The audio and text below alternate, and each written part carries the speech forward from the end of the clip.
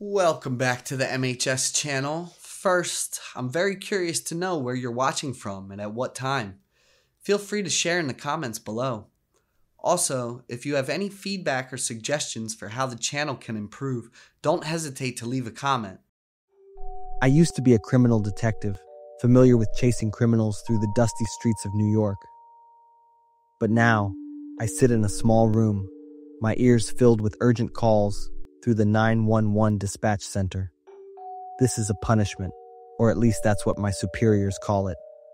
I made a mistake, a hasty arrest, and acting alone led to a case that wasn't fully solved. They sent me here to learn how to listen. 911, how can I help you? I pick up the phone, my voice monotonous after hours of non-stop calls. On the other end, a woman's voice hesitates. Hello, I just wanted to talk for a moment. Are you okay? I furrowed my brows. This is an emergency line, ma'am. Are you in trouble? No. I just want to know if you're okay, she says, laughing in a way that sounds out of place, as if trapped between a joke and panic. I glance at the clock.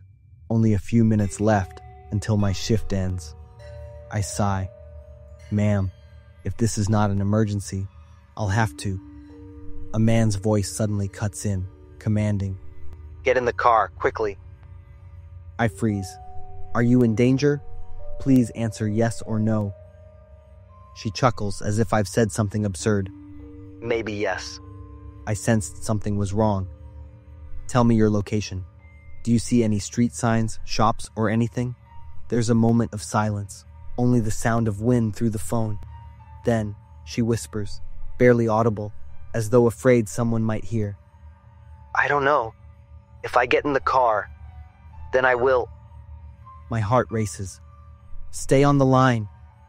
I signal to my colleague next to me, quickly redirecting the call to the patrol team. The man's voice returns, urgent and commanding. I grip the phone tightly, picturing the woman in my mind. We're sending people. Don't let them suspect. She doesn't answer, but I hear the man shout, followed by the sound of a car door slamming. The call disconnects. Soon after, I receive a message from an anonymous number. Thank you for doing your role well tonight. I freeze, realizing I've been played. They didn't just disrupt the system, they led me into a trap. As I'm processing this, my colleague Jake rushes in, informing me of a kidnapping in the East City Park. A group of criminals took a child, and the patrol team was misdirected due to a fake signal. I dig through the call data and find out the group had hacked into the system, redirecting their calls to my 911 center. Step by step, I realized they had been watching me for a long time, carefully preparing to exploit any weaknesses. Just as my mind swirls with information and emotions, I get a call on my personal cell. Head west to the forest, 10 miles, to the abandoned house. Go alone, remember. It's the woman's voice from before, and the phone disconnects before I can respond. Jake asks if I'm okay, and I tell him to monitor the information. I'll request support if needed. I drive 20 minutes to the location they gave me, my mind on fire. Upon entering the abandoned house, I realize this isn't just a hideout. It's a hub for illegal transactions. Hidden cameras are mounted at corners, the doors are reinforced, and a small control panel with modern electronics sits in the middle of the room. The sound of footsteps from upstairs makes me stop. Instinctively, I move slowly toward the living room. There, a woman sits in a chair with a small gun in hand. She must be the one who called me. A sense of unease starts to creep in. Where are the rest of her gang? I glance at the screen on the control panel. The security camera feed shows clearly. 2 of her associates are upstairs, seemingly busy ransacking the place or preparing to escape. One is standing near a window, holding a phone, likely in contact with someone. My gut tells me there's not much time left. They'll quickly realize I'm here and find a way to stop me, even destroy me. In a sudden move, I throw the flashlight at the woman, distracting her. I rush forward, disarming her before she can open fire. From upstairs, the sound of hurried footsteps comes down. I hear a man's angry voice. "What's going on?" I drag the woman toward the door, using her as a shield as the two other men charge down the stairs. They freeze when they see her subdued. "You won't get away," one of them roars, but I hear the sound of police sirens in the distance. They point their guns at me and fire repeatedly, regardless of their own safety. In their frantic, reckless gaze, only selfishness and anger remain. I quickly pull the woman under the table to shield from the gunfire, but I'm too slow. One bullet hits her in the stomach, and her painful scream echoes. Immediately after, another bullet pierces my arm, the sharp pain spreading, making my whole arm go numb. The SWAT team rushes in, arresting the entire group. The sound of the child crying fills the air. I freeze, a familiar sensation coursing through me. "Vincent!" I call out my son's name involuntarily. The child cries while calling for his father, and my heart tightens as the door is broken open, revealing my son tied up in the corner of the room. After the case is concluded, I spend the whole night reviewing what happened. A sense of unease creeps in as I look at the files and equipment retrieved from the abandoned house. Among them is a list of names, addresses, and detailed financial information. Each line of text clearly appears under the desk lamp's light, and one name stands out: the leader of the human trafficking ring I had dismantled 5 years ago. Turning through other documents, I see scrawled notes describing a detailed plan. They had been watching me for a long time, recording my habits, work, and even my family. Red circles on a map of New York City mark areas where they once had operations. At the bottom of the stack, an old, slightly blurred photo shows a dark room with victims bound. I recognize it as the warehouse where they used to hide people before I took down their network all those years ago. When checking the hard drive of the computer, I find short video clips. One of them shows me working at the 911 dispatch center, secretly filmed from a distance. Another video records my family at a park. Details slowly reveal the full picture. They are remnants of the case I once handled. The woman, Marlene, is the mastermind who took over after her late husband's death. He had been taken down by me when the investigation team discovered him.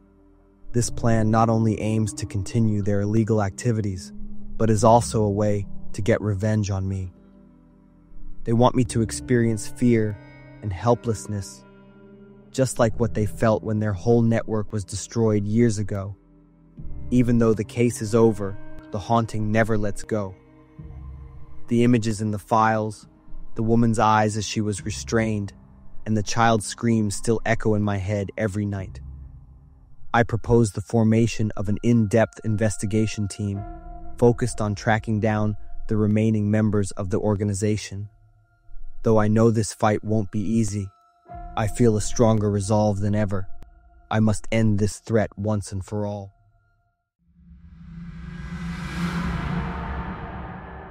I'm really into exercising and playing sports, but since I spend most of my day working, running at night seems like the best option. In an evening, after wrapping up a ton of work, I grabbed a quick snack, changed into my running gear, and headed down to the park below my apartment to blow off some steam. The park was empty at the time, but suddenly, I heard a noise behind me. I instinctively turned my head and was startled to see a tall, dark figure running behind me. I started running faster, and my heart was racing out of control. But I could feel the person behind me getting closer and closer. My mind started racing with all sorts of worst-case scenarios. The more I ran, the faster I went, all flustered and panicked, with my heart pounding so hard it was tough to breathe. Not daring to turn around, I glanced to the side and saw the person's dark shadow falling onto the road right next to me. There was a couple being intimate up ahead, so I didn't hesitate to run over and shout for help. The girl in the beautiful white dress got up and walked over to me with a surprised look on her face. I gasped, turned around, and saw someone in a tracksuit running past. "Are you okay?" the girl in the white dress asked, looking worried. Now that I looked closer, she was really beautiful. She must have been on a date with her boyfriend. I gave a shy smile and thanked her. I curiously looked toward the boyfriend, but his face was hidden in the darkness, so I couldn't see him clearly. I thanked the girl again and left. Deciding to wrap up my jog, I was shocked to realize that my phone was missing. I froze for a few seconds trying to remember, and then realized I must have dropped it while trying to escape from my pursuer. I immediately ran back the way I came to find my phone. After searching around but still not finding it, I suddenly remembered the smartwatch I was wearing. Following the signal from the watch, I headed to the children's playground. But I had never run to this area before. Moreover, it was darker than the other areas. The playground equipment looked eerie and distorted in the darkness, creating strange shapes. The wind whistling through the dry branches, the chirping of insects, and even the weird sound of footsteps echoing in the dark. All of this turned what was usually a fun and lovely area into a place of horror and fear. I checked the signal on the watch again, and it definitely showed it was here. As I got closer to the playground, I heard music playing and was relieved to have found my phone. After wandering around the slide and seesaw for a while, all I could hear was the music from the phone. I turned around to look at the two swings a few meters away. I screamed in surprise, my heart racing and my head spinning. Someone was sitting on the swing on the left. "Who is it?" I said, my voice trembling like I was about to cry. That person didn't answer. The swing kept moving back and forth, the chains creaking, and the sound of water droplets slowly dripping made my legs feel weak. It looked like a girl in a long dress, but her back was turned, so I couldn't see her face clearly. My phone rang, and it was coming from that girl. She must have picked it up. "I dropped my phone with the pink case. Have you seen it around here?" The silence was still there, and it was haunting and unsettling beyond description. I slowly approached the girl. The phone rang even louder. Suddenly, the phone fell to the ground with a loud clatter, breaking the eerie silence. My whole body jumped. I quickly ran over and grabbed the phone right at the girl's feet. Holding the phone in my hand, I didn't have time to feel relieved. The phone was covered in a thick, fishy liquid. I was hit by that horrible smell for a few seconds. Looking down at where I'd just picked up the phone, I saw drops of water still flowing down, and the girl didn't react at all. I trembled, turned on the flashlight on my phone, and shined it toward the girl. She had tears all over her face, neck, and chest, and her eyes were wide open in panic. Her red dress was soaked, and each drop of liquid slowly flowed from her feet to the ground. It was the girl who had been with her boyfriend earlier. I ran as fast as I could, putting all my strength into it. I knew I had to get out of there quickly, because that murderer could still be nearby. When I got to the security room, I collapsed and quickly told them everything in 2 sentences. The security guard and I stayed in the room until the police arrived. I told the police everything that happened, especially about that tall man. He was the top suspect in the case, but unfortunately, I couldn't see his face clearly. But on the flip side, he knew my face very well. He also knew where I was and might be lurking around. I asked the police for round-the-clock protection. I installed more security cameras, alarms, and a more modern door lock system to make sure everything was safe. For 2 months, I lived in fear and confusion and hardly left the house. By the 3rd month, the police announced they'd caught the guy while he was hiding in a neighboring state. I moved in with my parents, because I felt scared and panicked whenever I was alone. I avoided all dark, dimly lit areas, parks, and even playgrounds. Once, when I went to the supermarket near my house and was playing on the counter, the cashier's eyes gave me the creeps. He was really tall, had dark skin, thick eyebrows, and was always wearing a pretty intense frown. He looked at me with a look of suspicion and anger.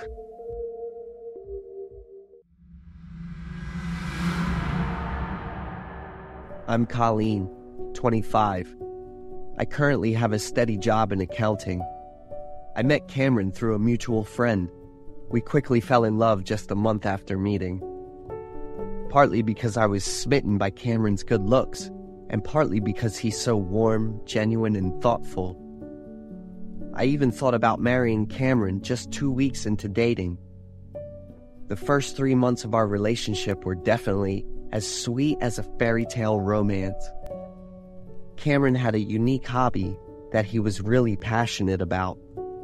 My 29-year-old boyfriend was really into fairy tales for kids at heart. He spent hours every day reading books and watching movies about fairy tale worlds. There were stories Cameron had read hundreds of times, knowing every detail, every word, every comma. I respected his hobby, especially since I'm a big bookworm myself. We usually went to the bookstore together once a week, for it was a good date spot. By the 4th month of our relationship, Cameron started showing some unusual irritability. Cameron yelled at me for picking up a fork before he sat down at the table. He constantly complained and got annoyed when I didn't put my glass on the coaster. I wasn't allowed to buy or eat anything that could make a mess or any food that made noise when chewed. Cameron, in particular, wouldn't come into the house unless the host came out to say hi and invite him in. He also insisted that I had to do the same. It would be very rude and even dangerous to do that on your own. The way Cameron laid down a set of rules for me was like a princess learning etiquette in a fairy tale, but the way he reacted when I didn't do things exactly right was like someone losing their mind. I started feeling incredibly uncomfortable in this relationship. I broke up with him several times, but he'd always kneel and beg for forgiveness, promising he'd change. He would say sorry for his foolishness, and I kept falling for it, over and over. But Cameron's controlling and irritating behavior just kept getting worse every day. It really took a toll on my mental health. One day, Cameron invited me over to his parents' house for dinner. My parents want to meet you because I told them you're as beautiful as Sleeping Beauty in the forest. I agreed to go to Cameron's parents' house. I thought maybe I could figure out how to deal with Cameron's behavior after getting some advice from his mom. The next day, Cameron took me shopping for a dress to wear for the dinner. I told Cameron it wasn't necessary since I already had plenty of clothes. A dinner at my boyfriend's house didn't need to be fancy. No, you need to look like a princess. My parents will really appreciate it. Appreciate? I repeated what Cameron said and stressed it when I saw him smiling. Don't be so harsh with your attitude and tone. It'll make you seem really rude. I didn't bother to respond to Cameron and just stared out the car window. I wasn't sure if it was the right choice to accept or not. As Cameron said, he took me to a store that had dresses just like the ones fairy tale princesses wear. Without letting me say anything, Cameron had me try on a bunch of dresses with layers and layers of heavy fabric. In the end, he brilliantly picked the most uncomfortable and heavy one for me to wear. I should have just left and ended it right there. I don't know why I have such incredible patience and endurance. Or was I just being stupid? After buying the princess dress, Cameron took me to a makeup shop. After sitting still for 3 hours, I looked at myself in the mirror and was amazed at how beautiful I looked. I didn't think I'd look as beautiful as Princess Aurora. Let's head home now and brush up on some more manners. Cameron's words felt like a hard slap to me. Cameron then quickly pulled me away. That night, instead of taking me to his parents' house, Cameron called a taxi for me. I'll go home and get everything ready with my parents to welcome you. I could see the taxi driver's eyes glancing at the rearview mirror every 5 seconds. I struggled to get out of the taxi in that heavy dress. Cameron's parents' house is a wooden house, and it's got a pretty fairy tale vibe to it. I walked up to the door to ring the bell and saw a note stuck above it. Hey, my parents and I need to step out for a bit. It won't be long. The door was slightly open, so I walked in. I needed to sit down right away because my feet were going numb from the high heels. The inside of the house was pretty cozy. I sat down at a small wooden table and looked around for a bit. I was about to suffocate in this corset after wearing it for nearly 6 hours. I couldn't even tell if I was lying down or sitting, as long as it was comfortable though. I hadn't eaten anything since breakfast until that evening. Seeing the plate of cookies on the table, I grabbed one to have before dinner. Crumbs fell everywhere, so I quickly stood up, brushed them off, and went to the kitchen to get a glass of water. I drank my water while checking out the kitchen utensils. They were irresistibly cute. I heard some noise from outside, so I quickly ran to the living room and sat down, thinking Cameron and his parents had come back. But no one was there. I sat and waited for a few more minutes, and then I suddenly heard a growl. Actually, it sounded like someone was trying to growl like a hungry lion. I stood up and looked in the direction where I thought the growl was coming from. A very unpleasant creaking sound came from the door of a room, and at the same time, it slowly opened. I was startled when 2 people in bear mascot costumes popped out from inside. Their faces were partially visible, but I couldn't see them clearly. They slowly approached me, still growling. I was really confused. I asked multiple times who they were, but they just kept up their strange behavior. I quickly ran towards the door, but another person in a bear mascot costume blocked my way. Cameron? I gasped when I saw Cameron's face peeking out from inside. What is the meaning of this? You're going to be punished for not passing the challenge. You walked into a stranger's house without knocking. You ate cookies and drank water without asking. I especially don't accept your sitting posture. The 2 people who just came out of that room were Cameron's parents. What on earth was going on? I was the invited guest for dinner. Why was my personality being tested? At my limit, I took off the crown from my head, threw it at Cameron, and shouted. Immediately, Cameron and his parents started roaring like they had lost their minds. They threatened to tear me apart, like the wicked characters in fairy tales who got their comeuppance. The eyes of those 3 were red and veiny, and their behavior was completely out of the ordinary. I was terrified and bolted out of the house. I took off my painful high heels, ran as fast as I could, and called the police. Now I understood why princesses always seem so slow and useless in emergencies like this. The dress was too heavy and cumbersome. Cameron's rough hands grabbed my hair and yanked me back. Luckily, the police arrived just in time to rescue me. I was in a terrible state, with torn clothes and bite marks all over my arms and calves. Cameron's family was taken to a mental health facility for treatment and detention. I was in shock and had to be hospitalized to have the bite marks carefully monitored. I was haunted by images of princesses, castles, and all that stuff. What if the police hadn't come in time? Would those people eat me alive?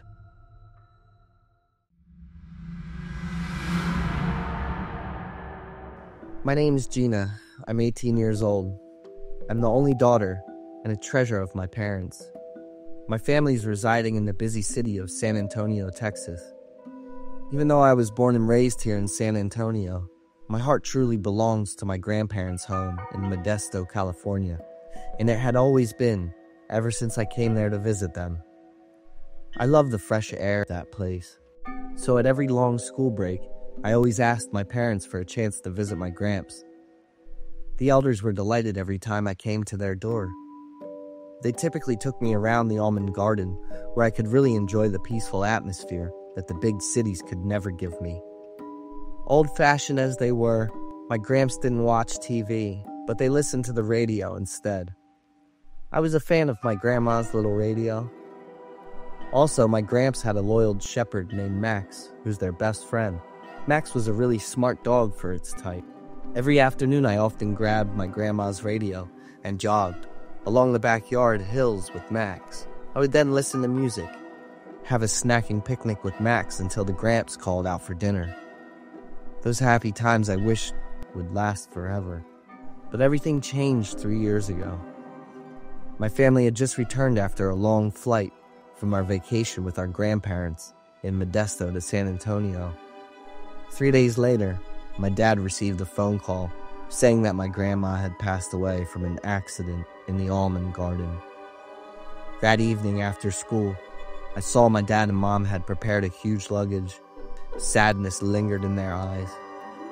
I didn't know what's up, and sensing my confusion, my dad told me what happened to Grandma. I didn't cry at all, and in hindsight, I wasn't sure what I was thinking back then, but I had almost no emotion at all. I dragged my suitcase out and literally just went out of the house. I just want to get to Modesto as quickly as possible to confirm everything. My grandma was just fine. She would be thrilled to see us coming back. On our way back to Modesto, I felt really uneasy for the entire trip. I didn't answer any questions from my parents, but just stared at the windows. My thought was all about my grandma. We arrived and present at our grandparents' house the next day. As soon as the ride stopped, I rushed into the familiar house. I yelled aloud, but the familiar sight of my grandma, granddad, and Max were no more. The house was unusually quiet and gloomy. Max barked very loud, and when I came closer, I noticed that he's chained. Never before did my grandparents chain him, and thinking he's in a lot of stress, I released him away. He immediately came rushing inside. My parents also rushed in. The once beautiful and tidy house was now so empty without my grandma. Everything was messy. Even my grandma's favorite vase was broken as well.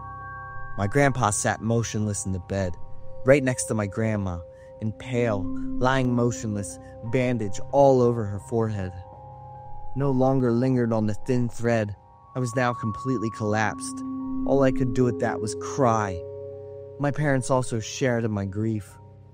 I didn't remember for how long I had been kneeling down like that, but I did remember that Max barking snapped me out of my trance. Max had never done this before. He stared at my grandpa as if he's an enemy.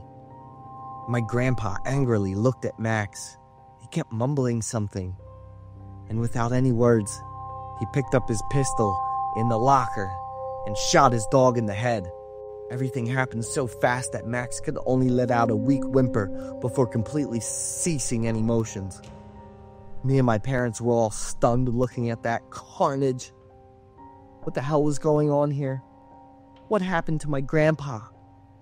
I seemed to have lost every bit of sanity in me, and therefore I couldn't shed any tears anymore. My mom said it's due to the extreme grief that my grandpa had acted irrationally like so. My parents suggested a local funeral in the local church. It was also Grandma's favorite destination when she was alive. However, Grandpa insisted not. He only allowed his wife to rest in the place two of them had resided for 30 years. For 2 days, I remained close next to Grandma's coffin and ate and slept very little. My dad had also picked up a good place to rest Max next to her. I did not see my grandpa wept or showed any kind of grief. He chose silence, just staring into Grandma's picture. It would be a closed casket funeral, he demanded. Every visitor could only view her coffin from afar, he requested. Even for my parents, my grandpa demanded for them to stay away. We did not dare argue with those irrational demands. After all, he was the one that was supposedly in the deepest grief. In the evening when I was next to my grandma's and Max's coffin, I opened up her favorite radio. Suddenly, the radio digital display showed up. "Hello, Gina." When I was dumbfounded with the device, suddenly her singing voice rang over. This was her favorite song, which she used as my lullaby when I was a kid. She must have recorded this song to the radio, I thought. Hearing her voice again, the surge of emotion came back, and I couldn't hold off my tears. When the song was halfway through, a strong hand grabbed on the radio and snatched it from me. It was Grandpa, who mercilessly smashed the radio on the ground and broke it in pieces. I couldn't hold back my emotions anymore, and that was the first time I snapped at my grandpa, yelling to his face. My parents immediately jumped in to intervene, and my mom dragged me to the bedroom. She told me to wash myself up. It would calm me down. The family had enough problems already. I groggily dragged myself to the bathroom, and when I looked in the mirror, I could see my sanity hanging on by a thread. My grandma suddenly appeared in the mirror, where she smiled at me and whispered something. I believed from her mouthing that she was calling for my name. Suddenly on her forehead there was a hole, and from that hole, blood kept oozing out. She kept smiling, even though the blood had covered her entire face and mouth. When I turned my back around, she was gone. But I did spot something on the ground that looked like a spent cartridge case. A cartridge case, and the hole in my grandma's head. Things seemed to link in with each other. It prompted me to spring to action. I dropped the casing in my chest pocket and made my way down to Grandma's coffin. I had to see it.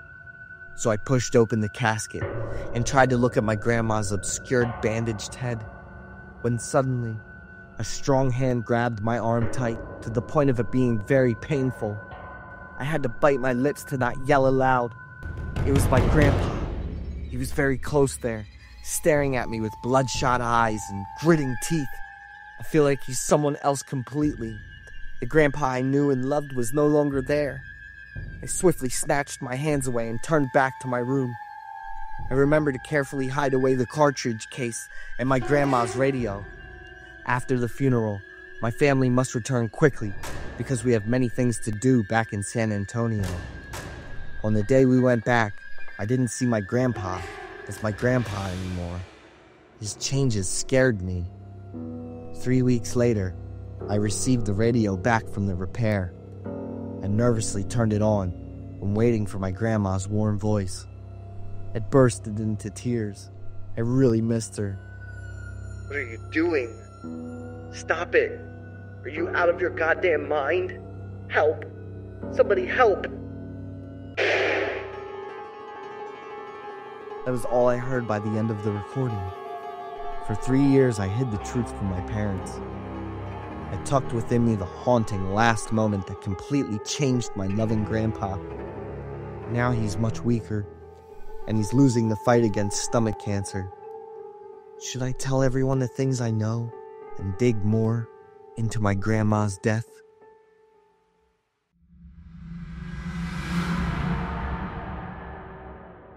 I'm James, 42 years old, working as a security guard for the West Village apartment building, New York, USA. This is a small apartment building with 7 floors, a small number of residents, and a quiet place. I know a woman named Ava, 67 years old. She lives alone in an apartment on the 6th floor. Ava is reserved and prefers to observe everything around her. She has gone through many things in life. Her husband and daughter died in a car accident, and since then, Ava has lived alone. I often talk to Ava, feeling very peaceful and warm. If my mother were still alive, she would be the same age as Ava is now. One evening around 11 o'clock, I was on the night shift. Suddenly, footsteps and murmurs rang out. 6th floor, house number. 6th floor, house number. The sound of footsteps and mumbling grew closer and closer. I startled to see the silhouette of a woman with loose hair. It turned out to be Miss Ava. She doesn't remember the house number and has been wandering around the apartment since afternoon. Ava said she asked for help from several people here, but they all ignored what Ava said. I took Ava back to her apartment and brought her some food. Recently, Ava began showing signs of Alzheimer's disease. Ava forgot what I said just a few minutes ago. Ava's illness worsened as she continued to wander and mumble every night. For about 2 days now, I haven't seen Ava anywhere. I worriedly went to Ava's apartment and rang the bell many times, but Ava didn't open the door. I called Ava and heard the bell ringing from inside the house. Feeling that something bad was going on, I immediately informed the building management, telling them to quickly open Ava's apartment. After opening the door, I and the management board went into the apartment. Everything in the apartment is still intact and tidy. There were no unusual signs. The only unusual thing was that Ava could not be found. The building's management board immediately called the police, and the footage from the camera in the apartment were also provided. The last image recorded by the camera was when Ava entered the elevator on the 3rd floor and disappeared. People in the apartment complex don't pay much attention to Ava's disappearance. The search for Ava is still ongoing. It's been 10 days since she went missing. Late that afternoon, I was informed by the people living in the 6th floor apartment that there was a fight between 2 men. I immediately ran into the elevator to go to the 6th floor. When the elevator stopped, I looked up at the display board and was startled to realize I had pressed the wrong number 5 for the floor.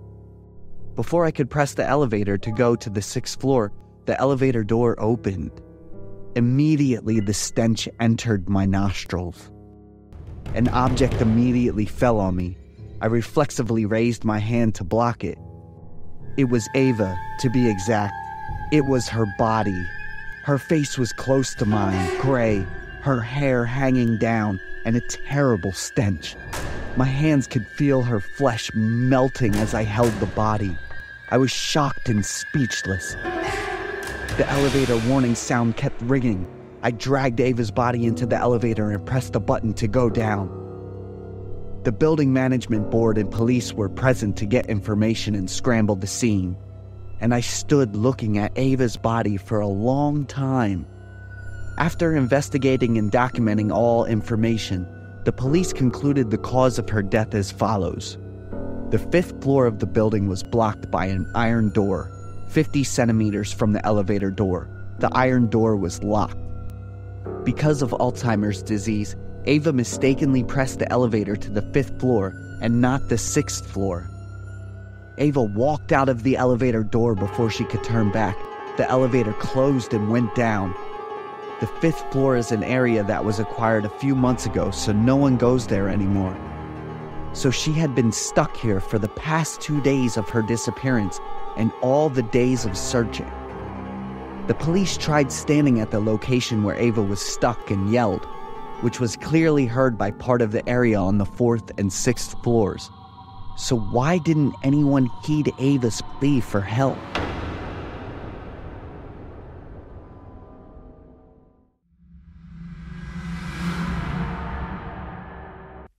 I lost my job and life got pretty tough and flipped upside down. By 29, I should have a steady job instead of sitting around at home, eating fast food to get by, watching all kinds of TV shows and whining about life. All that went on for almost a month, and I looked pretty pathetic. The last bit of luck I had was my girlfriend, Karen. I suggested moving in with Karen. Karen thought it over and finally nodded, agreeing. She pushed me to cheer up and get started on a new job. When I moved in, Karen was chill about it. The place wasn't too big or modern, but it was perfect for the 2 of us and her little dog. The only thing Karen seriously told me was, Definitely don't go down to the basement, like ever. I was a bit confused, but agreed quickly. After all, it was her place.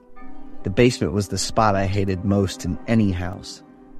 But can I ask you something about what's down there? Kinda hesitated. A garden, Karen shot back quick and sure of herself. Oh, that's awesome. I said it out loud, but honestly, I was thinking something totally different. A garden in the basement? Maybe Karen was growing plants for some side hustle or something. That made total sense. She definitely needed more than what she was making as a teacher. The furniture in Karen's place wasn't cheap either. She must have really cared about her lifestyle. But making extra cash from growing plants didn't really sound doable, especially in the basement. Come on, Bill. If you were so good at thinking things through and doing the math, you wouldn't be wasting your time like this. I shook off those crazy thoughts and just focused on what was real. The next few days were pretty chill and normal for us. The only thing was, my girlfriend was totally obsessed with watering the plants, and she did it like clockwork at 9 p.m. One time while we were chatting, Karen jumped up like a spring, all panicked, and yelled, "What time is it? I totally forgot about my plants." Karen, plants don't need that much water. I was kind of annoyed by how extra she was. But my plants do.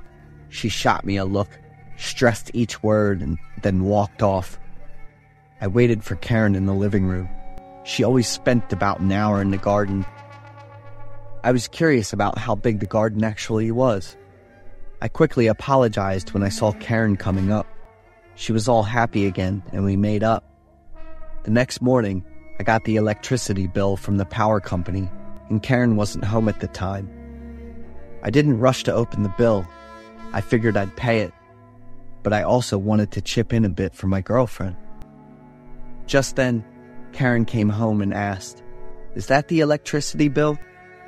"Yeah, Karen, I'll pay the bill," I said while she was opening it to check it out. $600? Karen happily nodded and mumbled to herself. "What?" I gasped in shock. $600? I repeated and grabbed the bill from Karen's hand. "Not too bad, less than last month." Karen was pretty happy and nodded. I was shocked. Less than last month? That garden down there is using up that much electricity? So I just decided to stay quiet. $600 was way too much for an unemployed guy like me. One day, Karen went on a school field trip, and that's when I learned everything. That day, her dog went missing, and I was worried about finding it. Standing in front of the stairs to the basement, I felt a little curious for a second. I remembered what Karen told me, and I was worried she'd find out, but there was no way she could know. I opened the door and walked in, and the lights surprised me. It was super bright and kind of blinding. I slowly opened my eyes to check it out, and it was totally a garden. They were really pretty, all green and smelling awesome like fresh grass. Especially the grapevine in the middle of the basement, with its long, spreading leaves, kind of like a tree spirit representing the soul of the forest. I got closer, and the grapevine suddenly shook and wiggled. Is there some kind of wind system? I wondered. Looking at the grapevine up close, it was huge, about as wide as an adult's back, and it was breathing heavily. As I looked closer, I saw the face of a miserable dude, and his rotting, ulcerated body seemed to blend right into the vine.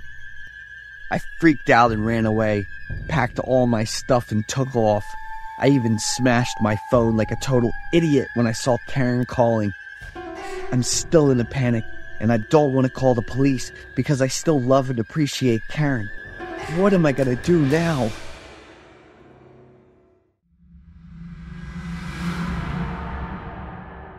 I'm Michael, 23 years old, and I'm an orphan. 5 years ago, I had a life that many people admired. My dad owned a real estate company, so our family was pretty well off. My mom didn't work a regular job, but she helped my dad a lot with running the company. I was an only child, so I got all their attention. Life was easy from childhood. For 18 years, I never had to worry about a thing. I never really thought about what life would be like without my parents' protection. The year I graduated from high school, I went through the first event that completely changed my life. My dad's company got caught for tax evasion. Not only did he have to pay back the evaded taxes, but my dad also had to cover the interest on that amount. Because of the huge amount of money involved, my dad was prosecuted and ended up getting a 15-year prison sentence. All of our family's assets were frozen. My mom had a serious mental breakdown. On the day of the trial, seeing my dad get sentenced and taken away, my mom cried so much she fainted. 3 months after my dad went to prison, my mom couldn't handle the shock and chose to end her life. I can't even put into words how I felt during that time. At the same time, I lost everything. I blamed my mom for choosing such a negative way out. I wondered why she left me alone when I needed her more than ever. I have to give myself some credit because at that time, I stayed strong, alert, and optimistic. I worked on building a positive mindset, finished high school, and continued with my university program. At first, I still visited my dad regularly, and each visit took me an hour on the bus. But my dad seemed unhappy to see me, and eventually, he stopped wanting to meet. By my second year of college, I stopped visiting my dad. I graduated from college on time and got an office job with an average salary. I met two friends, Manny and Oliver, and we became an inseparable trio. One day, my dad's old lawyer got in touch with me and told me about a wooden house in the woods that used to belong to my father. "It will now be yours." I didn't react and didn't have any special feelings about what he said. I thought how great it would be if it were a villa in a nice neighborhood or a luxury apartment. During last year's Christmas holiday, I invited my two friends to the wooden house in the woods for a few days of fun. We drove there in 2 cars, bringing food and personal items. Finding the house wasn't difficult. It was quite spacious, and I started to like it more. The inside of the house was modern and very clean, not at all like it had been empty for years. We didn't think much of it. We just unpacked our things and started the party right away. As we drank the wine and beer, we sang and danced, letting the alcohol take over. Suddenly, Manny stood up and shouted, "There's someone! They're standing upstairs, looking down." We looked around but didn't see anything unusual, so we just laughed it off, thinking he was just drunk and dizzy. We sang and drank some more until we passed out. I woke up with a pounding headache and my head spinning, and my throat was really dry. I grabbed a bottle of water from the floor and tilted my head back to drink. Suddenly, I heard a rustling sound coming from the kitchen. When I turned around, I saw that my snack was moving by itself. After I screamed, it fell to the floor and stopped moving. My two friends woke up, and Manny quickly found the light switch and turned it on. They asked me what happened. I ran over to pick up the snack, looked at it, and then sighed in relief, saying, "I think this house must have a lot of rats." At night, while Oliver went to take a shower, Manny, Oliver, and I stayed behind to clean up a bit. About 20 minutes later, Oliver ran back, looking flustered and a bit angry. He said, "Are you guys playing tricks again? You know I'm really scared of ghosts." We looked at each other in confusion and said we hadn't left the living room since he left. "Who was knocking on the door while I was taking a shower?" Oliver's words made the atmosphere tense. I told him more clearly about what I saw with the snack. Manny and I burst out laughing. "Come on, cowards. Your breath still reeks of alcohol. Do you really think you're sober in this situation?" Manny's words made Oliver and me feel more relieved. We put the food back in the living room, tried turning on the old TV, and surprisingly, it still worked. We drank and slept there until dawn. Just like that, we were drunk for 3 days straight. A few more times I saw a dark shadow.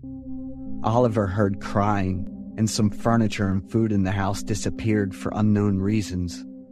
But we didn't suspect anything because we were always in a half-awake, half-asleep state.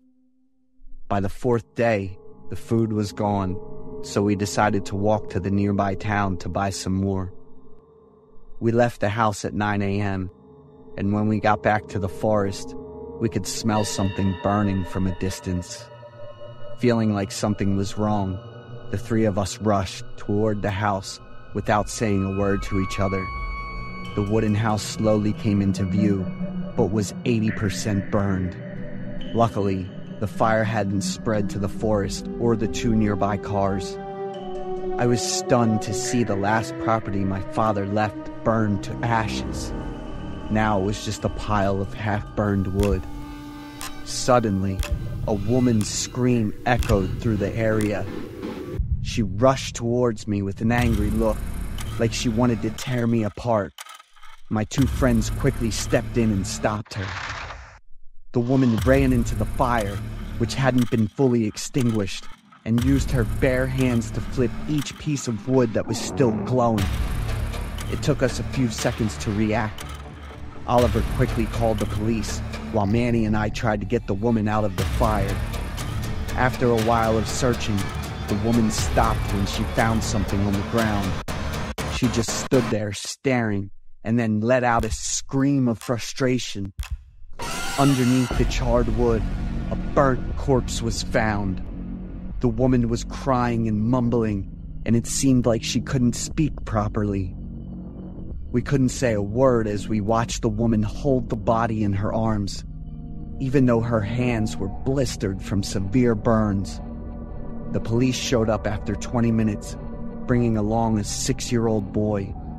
The boy called the woman Mom, and she was both surprised and overjoyed. She ran over to hug him and cried loudly. This morning, the boy ran into town with us, and the police found him. It was confirmed that the woman was the boy's biological mother, but she couldn't speak. The burned body was identified as a monkey. She used gestures to show the police what had happened. She and her son had lived in the house for 3 years. She was my dad's lover. She also received a large sum of money from my father to raise her child. Another truth came to light, and now I understand why my mother was so miserable. She was the one who always stood by my father and helped him through tough times. But in the end, all she got was betrayal. Everything is over, and I need to focus on the future. I accept that I have a younger brother now, and will make sure to take good care of him.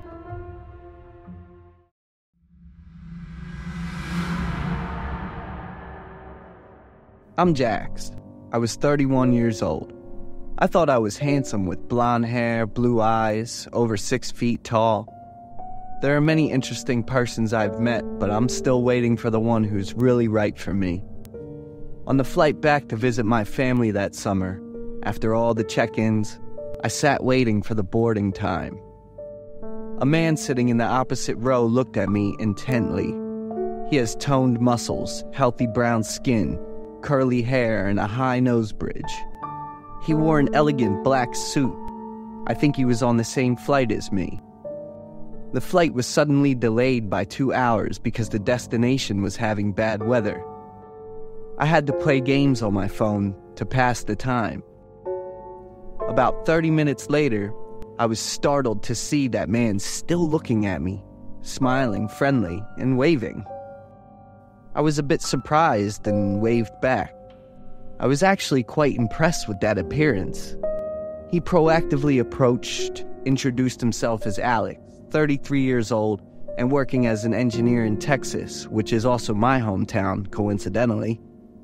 He said he noticed me from the first time he saw me. That's right, he's gay, and so am I. People like us will have a special feeling about people who are similar to us. Alex and I follow each other's Instagrams. I want to get to know Alex better. The flight finally took off, and we sat quite far apart. Landing at the Texas airport, I got my luggage back. Alex pulled 2 suitcases and happily walked towards me. We asked each other about the next destination. Alex said there was another package. Alex asked me to hold the 2 suitcases and quickly return to the baggage gate. I didn't think much and happily agreed to wait for Alex. But he hadn't come back for 30 minutes. Looking at the clock, it was almost 10 p.m. Another 15 minutes passed. I tried contacting Alex via Instagram several times, but to no avail. Both mine and Alex's luggage were 4 large suitcases.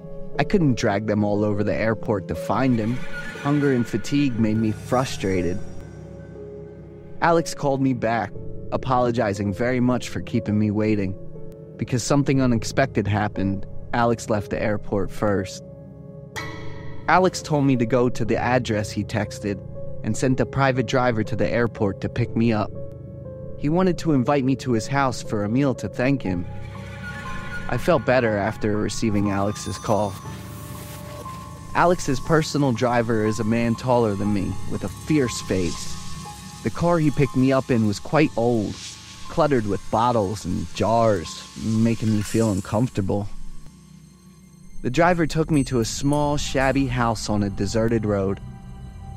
I looked around bewildered, got out of the car and went inside following the driver's instructions. The house was dimly lit, had a strong, musty smell, and had an indescribable cold feeling. I walked very slowly, looked around as I walked.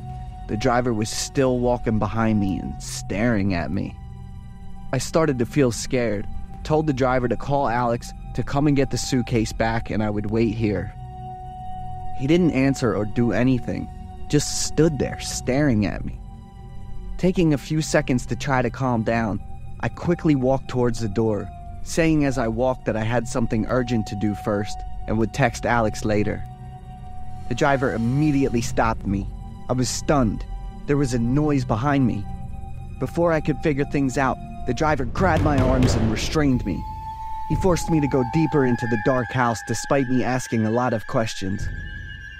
He pushed me into a room. In front of me was Alex with a strange smile holding a sharp knife. The room was cluttered with strange medical equipment, many of which were still covered in blood. On the wall hung many photos of different men. They will lose any part of their body or have knives or scissors close to their skin. Their expressions were extremely painful and panicked.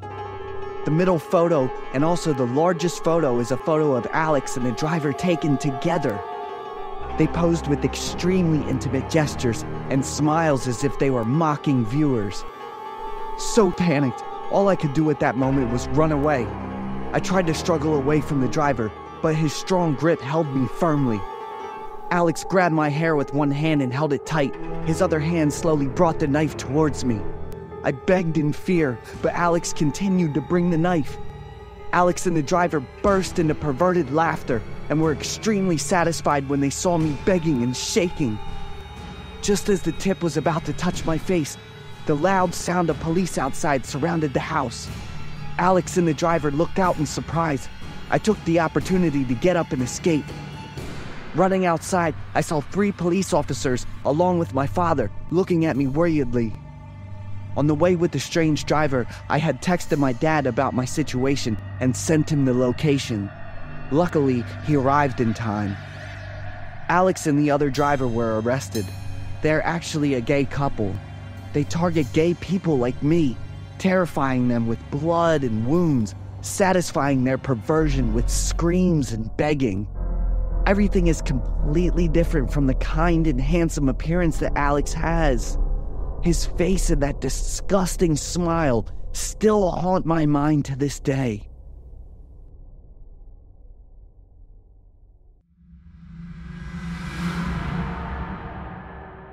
My wife and I have been married for 7 years. In my perception, we are not truly compatible or happy, but both of us still want to stay together. Perhaps because of our 5-year-old son. My wife is very strong-willed. She does whatever she wants without consulting me or considering how I feel. My wife enjoys horror movies and stories. Many times when I came home from work, I saw my son crying in fear while watching TV with his mom, while my wife laughed and enjoyed herself.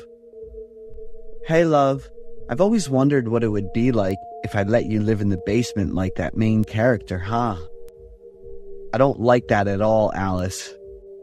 I always respond to questions like that with a firm attitude, but my wife finds them very amusing.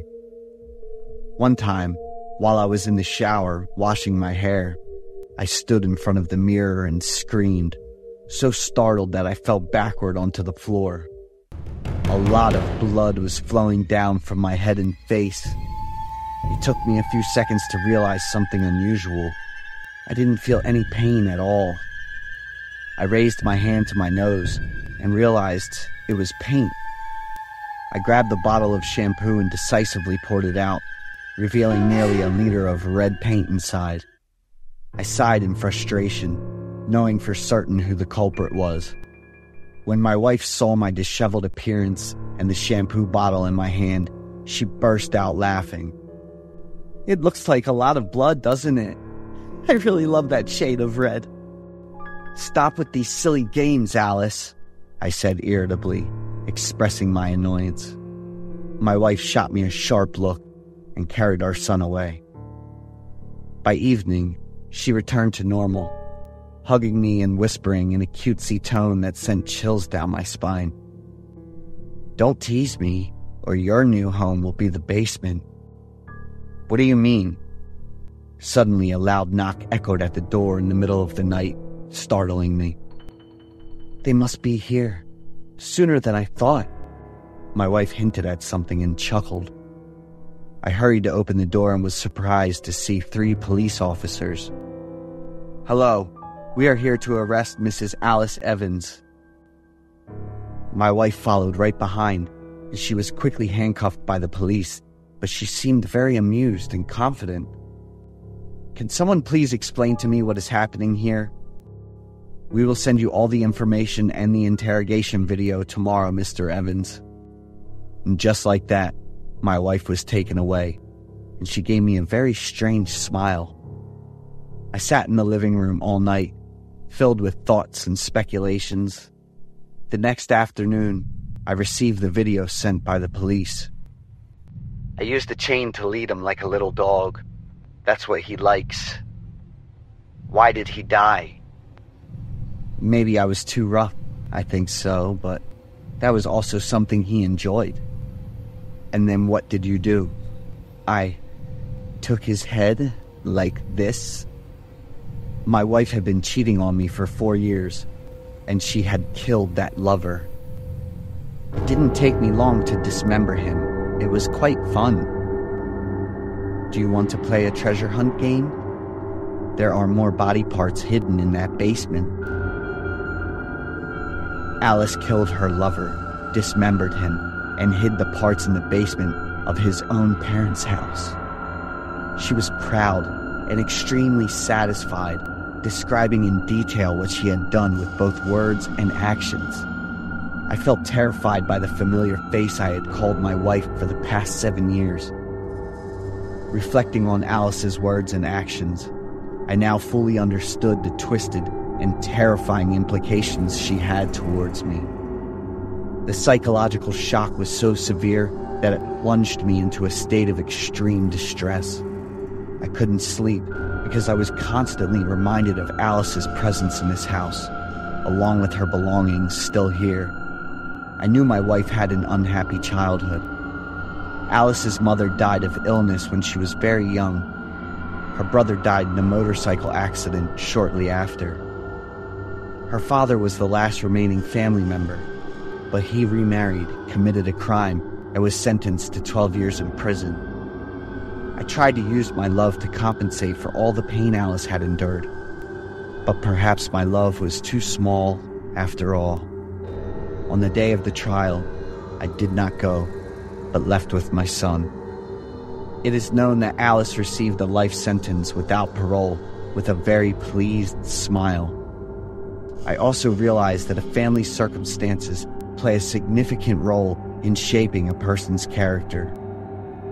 My son and I will start a new life in a healthy environment where his childhood and growth will be truly happy.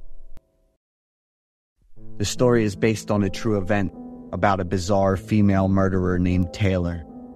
She murdered her lover, dismembered the body, and threw the head into an iron barrel in the basement of the victim's parents' house.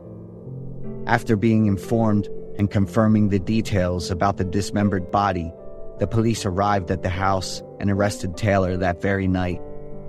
Faced with the police and their interrogation questions, Taylor recounted the entire process of killing her lover with a confident attitude and in great detail. The court sentenced Taylor to life imprisonment, completely isolating her from society. But behind such a cold-blooded and twisted individual lies a childhood full of turmoil and misfortune. Therefore, we can see that family circumstances have a significant impact on shaping a person's character.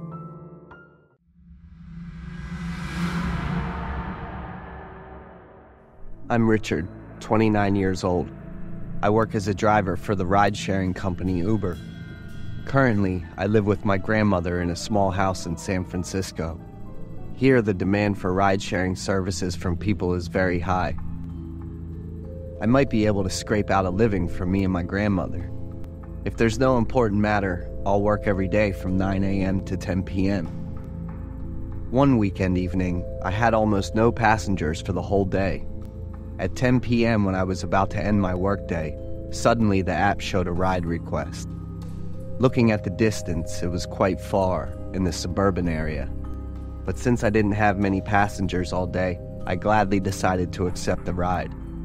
The passenger's location was about a mile from where I was standing. I started moving to pick up the passenger. When I arrived at the exact location, there was no one around. I felt quite anxious, thinking of calling the customer. Suddenly, a girl appeared out of nowhere, bending down to look through the car window and smiling at me. I startled. I dropped my phone, taking a few seconds to process everything. I quickly got out of the car to greet the girl, but I began to feel uneasy. She, with long tousled hair, wearing a long white dress, holding a doll. It wasn't an ordinary doll. Its face was haunting with large black eyes covering half of its face. It was more terrifying than the Annabelle doll in the horror movie I watched. As I was lost in my thoughts about the doll, suddenly the girl spoke. "Take me home, please." Her voice was very soft, giving a gloomy feeling as if echoing from the depths of hell. I felt a surge of cold air running down my spine. I nervously chuckled and opened the car door for her.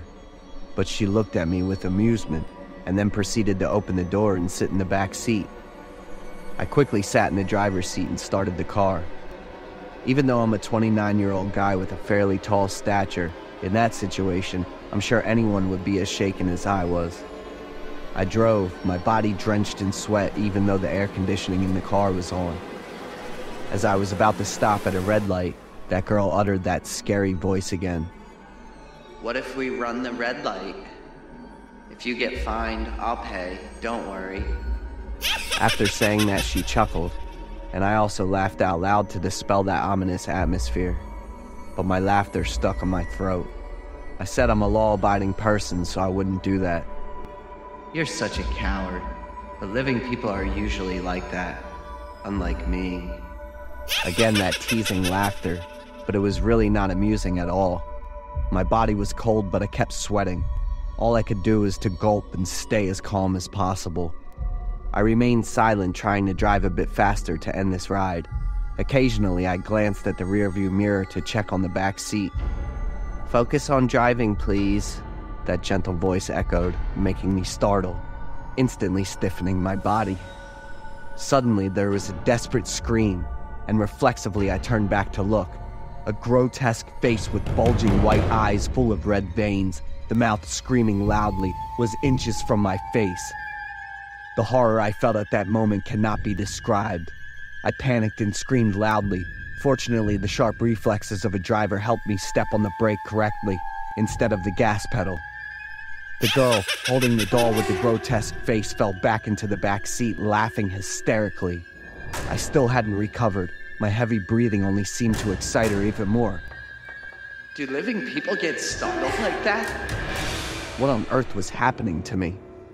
I didn't know if I was carrying a person, a ghost, or mentally unstable. Seeing that I didn't say anything, discomfort was evident on her face. She twisted the doll's head back to its original position, with the black eyes as before, then dirtied it. She said she just wanted to play a little. I had thought of ending this ride here. The girl pointed forward, saying we were almost home, and I just needed to drive a little further. Having come this far, I reconsidered and continued driving. Now, whether it was a person or a ghost or anything else, I didn't care anymore. When we reached where she called home, I stopped, got out of the car politely, and opened the door. She stepped out, smiling at me. Now I looked closely. She was extremely beautiful, with a bright, innocent, and very attractive smile. The ride cost $40, and she handed me a $100 bill, saying there was no need to return the change. I thanked her and was about to turn and leave, but looking around, it was a dark dirt road with no houses around. I asked her if she was sure this was home. She laughed and said someone from her family would come to pick her up right now. I looked down and saw her standing on the ground with both feet and casting a shadow on the road under the car's headlights. I breathed a sigh of relief, reassuring myself that this wasn't a ghost. But I couldn't leave her alone like that, so I decided to stay with her until her family came to pick her up. A moment later, a luxurious Rolls-Royce arrived. The girl waved to me and got into the car. Only now did I understand what had happened. I also got in the car and drove in the opposite direction. Looking in the rearview mirror, my mind kept thinking about that girl. Now I remembered I hadn't asked her name. But just a few seconds later, when I looked back, the Rolls-Royce had disappeared into the night. I didn't know when. I couldn't be sure if everything was a dream or real, nor could I tell if that girl was a human or a ghost. I've heard and watched many stories and movies about supernatural phenomena, but I never thought I would encounter such an inexplicable phenomena in real life.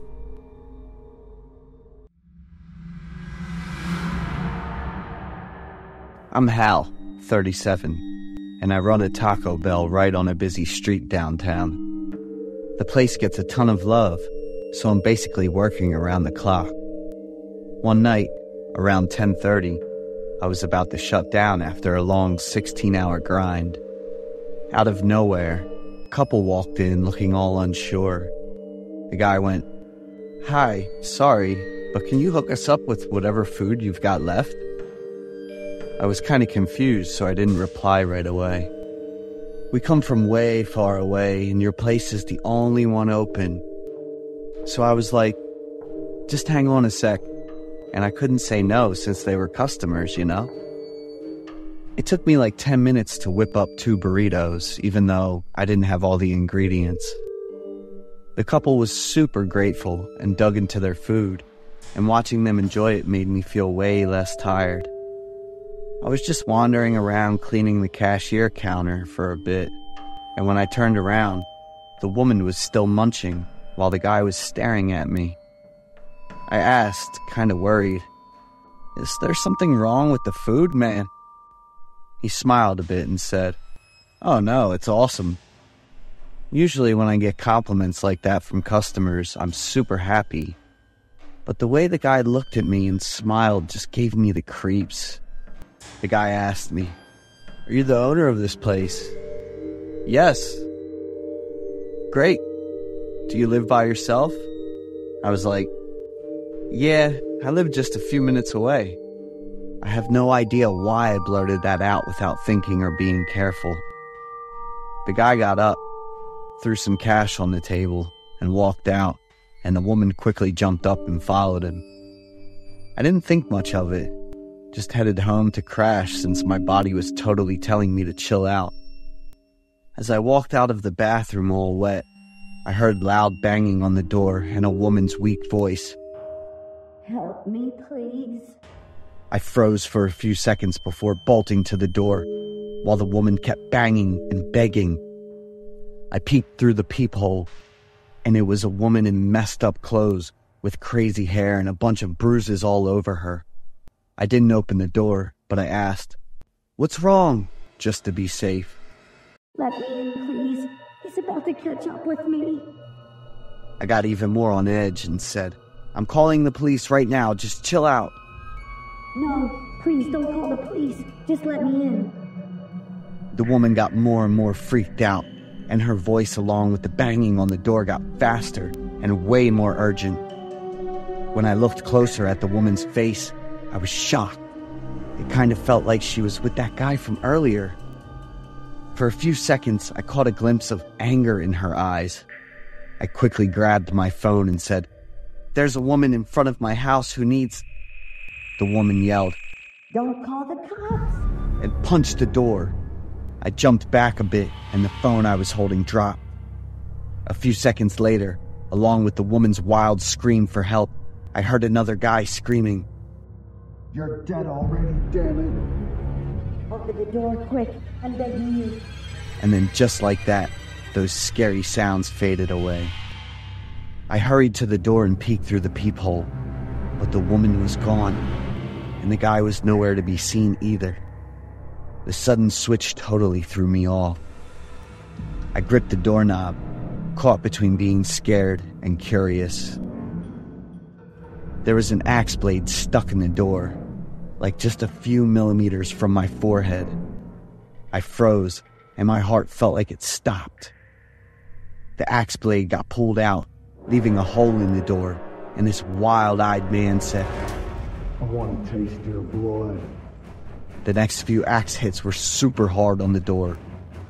The door was totally wrecked, and I was hiding in the kitchen cabinet, trying to hold my breath. They were coming in, the crazy, mean-looking guy and the woman. "Just a little more," I muttered as the guy got close enough. About 10 minutes later, I was fine and sitting in the living room making a call. In front of me was the guy with a bullet deep in his shoulder, bleeding like crazy, and the woman crying and begging. "Hey, I've got 2 fresh orders here. One for organs and the other, let's see, for entertainment." So, I ended up with a big chunk of money, enough to expand the shop and get the door fixed with the latest high-tech lock.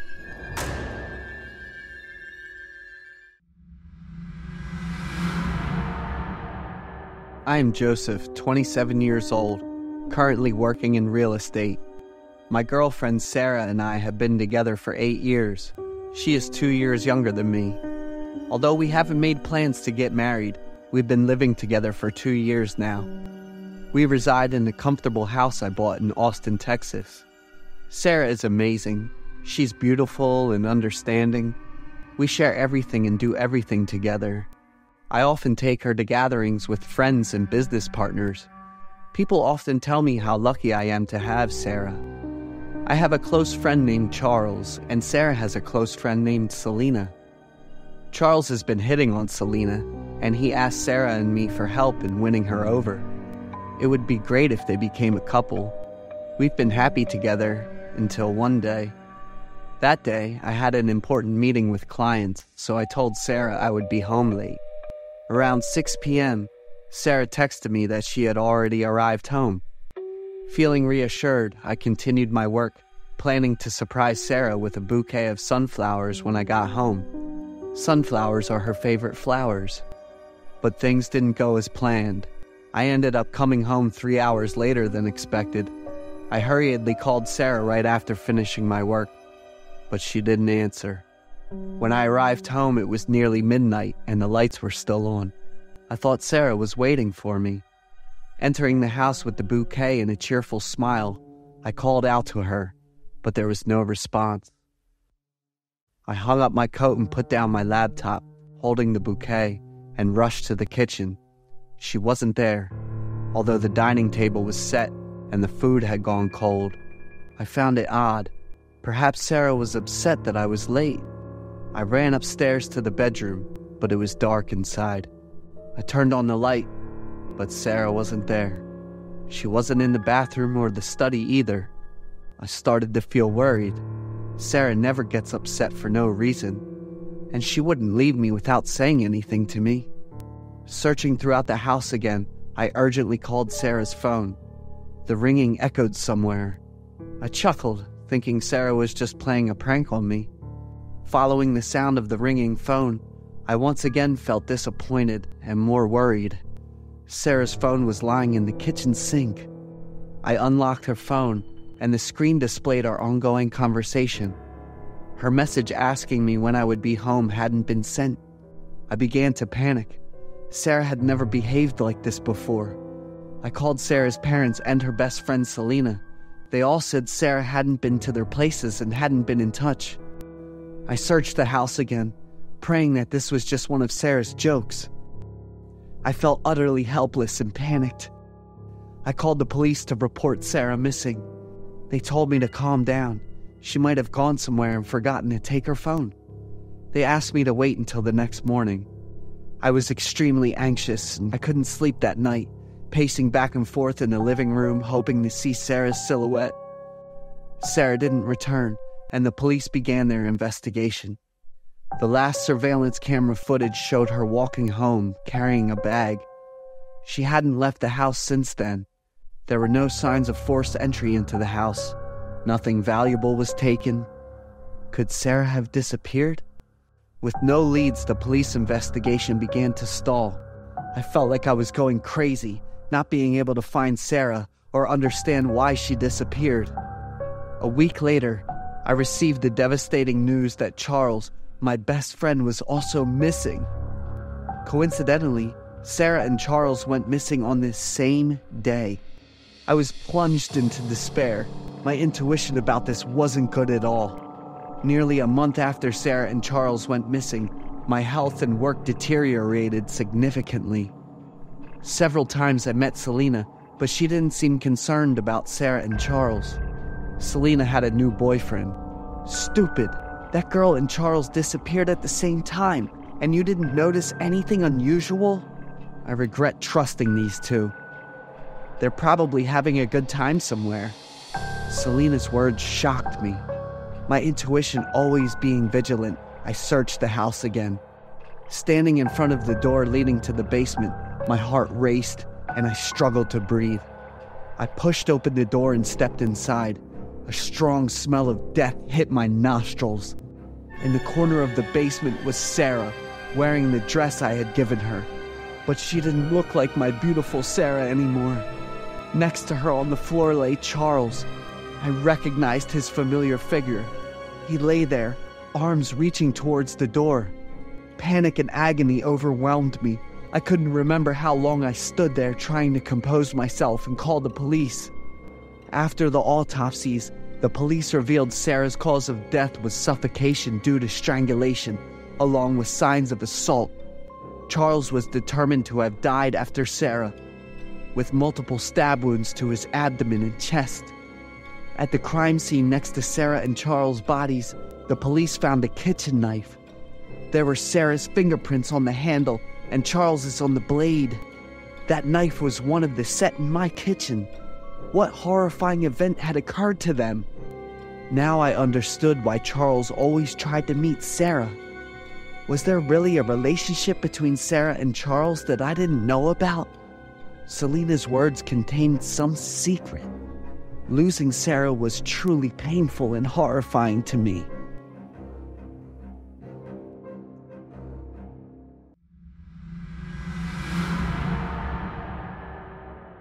I'm Steven. I live in Houston. Just signed the papers to pay for a car with my tiny office salary. Not trying to brag or anything, but it's a horror story that made me swear off public transportation for good. That night, on the last bus from work to my place, I grabbed the seat in the back row. It was just me, some girl, and the driver on the bus at that point. I leaned back, shut my eyes, and just tried to relax. It took me almost an hour to get home. The girl, annoyed, told the driver, "You can skip the empty stops, it'll save time. I gotta be home in 15 minutes. I noticed she looked like she was still in school. With all that heavy makeup and colorful clothes, she probably just came from a party. The driver replied slowly, "Chill, girl, I'm just following the rules. But your rules ain't gonna help me dodge my parents finding out." The driver laughed and was like, "This last bus ain't just for people. It's got other stuff too." That caught me off guard a bit. The girl rolled her eyes, plopped back in her seat, and started scrolling on her phone. I closed my eyes, leaned back, and tried to rest. I was exhausted, but I just couldn't fall asleep. A while later, when the bus stopped, a cold wind hit, and it made me shiver. I looked around and realized I was the only one on the bus. No one got on the bus at this stop. I zipped up my jacket, shoved my hands in my pockets, and curled up. "Why is it so cold?" I mumbled. I checked the clock and it was already past 11, just about 30 minutes till I got home. I pulled out the book I was reading to kill some time. I turned the page, then looked up by accident and saw a girl sitting near the door in a red sweater with long, messy brown hair. Clearly, that girl wasn't there a minute ago. I looked out at the street and there was no bus stop around here. When did she even get on? No way. This can't be the high school girl who just ran away from home. Whatever. I went back to reading. The second time I looked up, it kind of seemed like the girl was sitting closer to me, but I wasn't sure. She was sitting up straight and didn't seem to budge. I kept reading, but I couldn't focus. The air in the bus was getting colder, and I started shivering. After a few minutes of trying to focus, I looked up at the girl in the red shirt again. She was sitting way closer to me, like just 2 rows away. My heart started racing, and I felt this weird shortness of breath. I tried to shake off the bad thoughts by keeping on reading, gripping the book tight. The light on the page faded, and a dark shadow took over. That girl, she was right in front of me, but she moved without making a sound. I started gasping and slowly looked up. She was still sitting up straight, but the sweater wasn't red. It was soaked in some red stuff that smelled fishy. Before I could even react, the girl gently pushed her hair back with both hands. She pushed her hair back, and behind it, a messed up face stared at me, and she started giggling. I just mumbled some sounds, took a few more seconds, then finally screamed, letting all the horror out. When I ran out of breath, I took another one and screamed again. I kept doing that until something hard smacked my head. "What's wrong with you?" I opened my eyes, and it was that girl from earlier, holding a school bag. She was staring at me like she was judging me. I was freaking out, looking all around the bus like, "The girl in red, the girl with long hair." I kept saying it, about to lose it. I bolted off the bus, stood at the stop, and gasped for air. The bus took off, and in my seat, I saw the back of a girl in red, sitting up straight. I couldn't take anymore and just collapsed, trying to figure out where I was. It was a stop close to my place, so I jumped up and ran home, my hands shaking as I tried to open the door. I never went near that bus stop again, and I never told anyone about that creepy experience. No one would believe this, but I'm sure the stuff I felt was real as heck.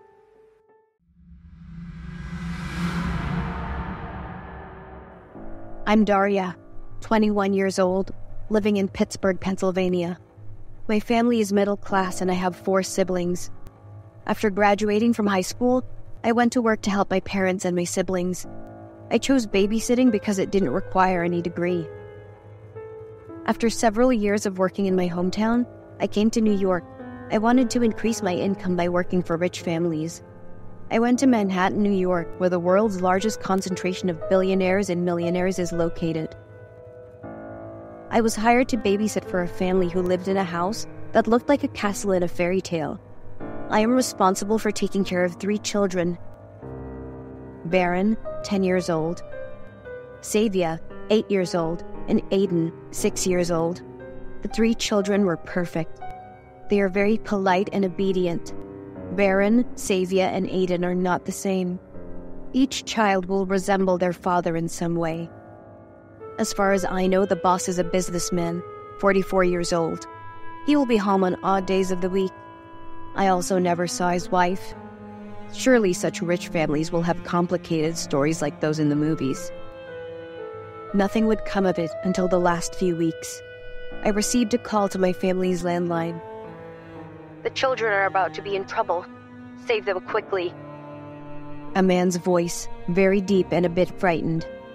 I asked who he was, but the other end of the line kept repeating the same sentence. The children are about to be in trouble. Save them quickly. I felt uncomfortable and hung up. I think it's a prankster from someone having a mental problem. The next day, still in the same time frame, I received another call. The girl is in danger. Save her quickly. I was startled to realize that this voice was the man from yesterday. Who are you? What is your relationship with this family? I quickly asked him. But he repeated what he had just said and hung up. The girl is in danger. I fell into confusion. Save her quickly. What is up? The boss's powerful and slightly annoyed voice rang out right behind me. He must have heard something while I was talking on the phone. I hastily told him about the 2 calls from the man. He immediately got angry and asked the workers in the house to unplug all phone lines. I suggested calling the police, but he immediately got angry and shouted loudly. He asked me to take good care of the children and not to do anything else without permission. Everything went normal until 5 days later. I went up to Savia's room at 6 o'clock to call her down for dinner. Knocking on the door for a long time, Savia didn't want to open the door. I opened the door and went in. I looked around the room and couldn't find her. The iPad was playing the movie Savia was watching. I called out, but she didn't answer.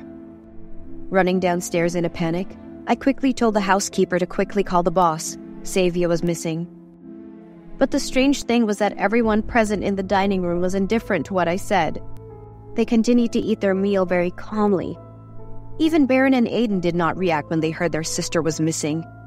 I froze looking at these people. Don't they have any emotions? I decided to call the boss myself, but he didn't answer the phone. I really wanted to call the police, but remembered his angry reaction the day before. I had to put the phone away.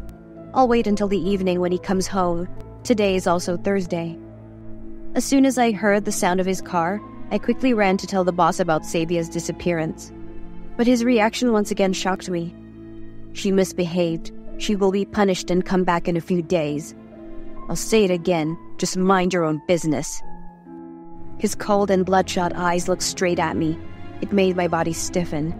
His eyes gradually turned back to brown. I panicked, tried to hold my breath, bowed my head, and ran quickly back into my room. I'm scared, but I'm making a lot of money working here, so I choose to stay quiet and try to do my job well. 3 days later, Baron continued to disappear. The boy disappeared, leaving the room cluttered with many things. I was extremely panicked when incomprehensible things continued to happen. But the attitude of the people living in this house really makes me feel creepy. A housekeeper, she came in at the same time as me, revealed to me the reason why Baron disappeared. The boy was also taken to be punished because he refused to take medicine. Medicine? Is Baron sick? I didn't know about this when I joined the job. A series of questions appeared in my mind. It's been almost 2 weeks. Baron and Savia still haven't come back. One day, I went down to the warehouse to find Baron his favorite ball. I was a bit startled when I saw the desk phone stored in here. I stood looking at the phones for a while and decided to go over and plug in the red phone I'd received 2 calls before. As soon as I plugged in the phone, it immediately rang loudly, causing me to panic and answer the call. I don't want anyone to know what I'm doing. My heart was beating very hard. I tried to breathe evenly. On the other end of the line was that man's voice. "Quickly, get out of there. You will be the next victim." I didn't answer. I tried to calmly continue to listen. "You'll be forced to drink deadly drugs. You will lose all consciousness and emotions. You'll become a living doll. He will sell you as a sex toy." My eyes widened as wide as possible. Tears welled up. I covered my mouth tightly, trying not to sob out loud. He was so cruel that he used his own children to make money. Maybe his wife was sold in that way. Not just 1, but 3 wives, with 3 children. All I could think about right now was running away. I had to escape this horrible place. Just as I turned around to run out, at the warehouse's entrance, a tall black shadow was staring at me with cold, bloodshot eyes.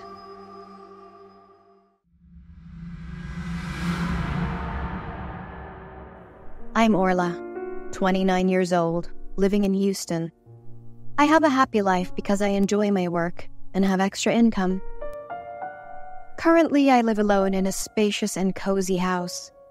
My house is in a somewhat secluded area of the neighborhood, but that's okay because I like peace and privacy. The neighbors around here aren't very friendly, to say the least. They're somewhat peculiar. I choose not to pay them any mind. They're not relevant to me, after all. On that evening, like any other day, I returned home at 6 p.m. After dinner and a shower, I went to bed at 10 p.m., starting to enjoy what I consider the best time of the day.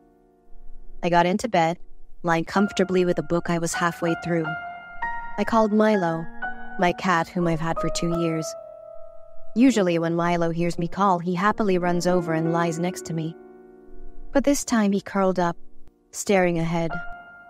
I looked at Milo and chuckled, thinking he must be full and feeling lazy. I started reading and forgot about Milo's odd behavior.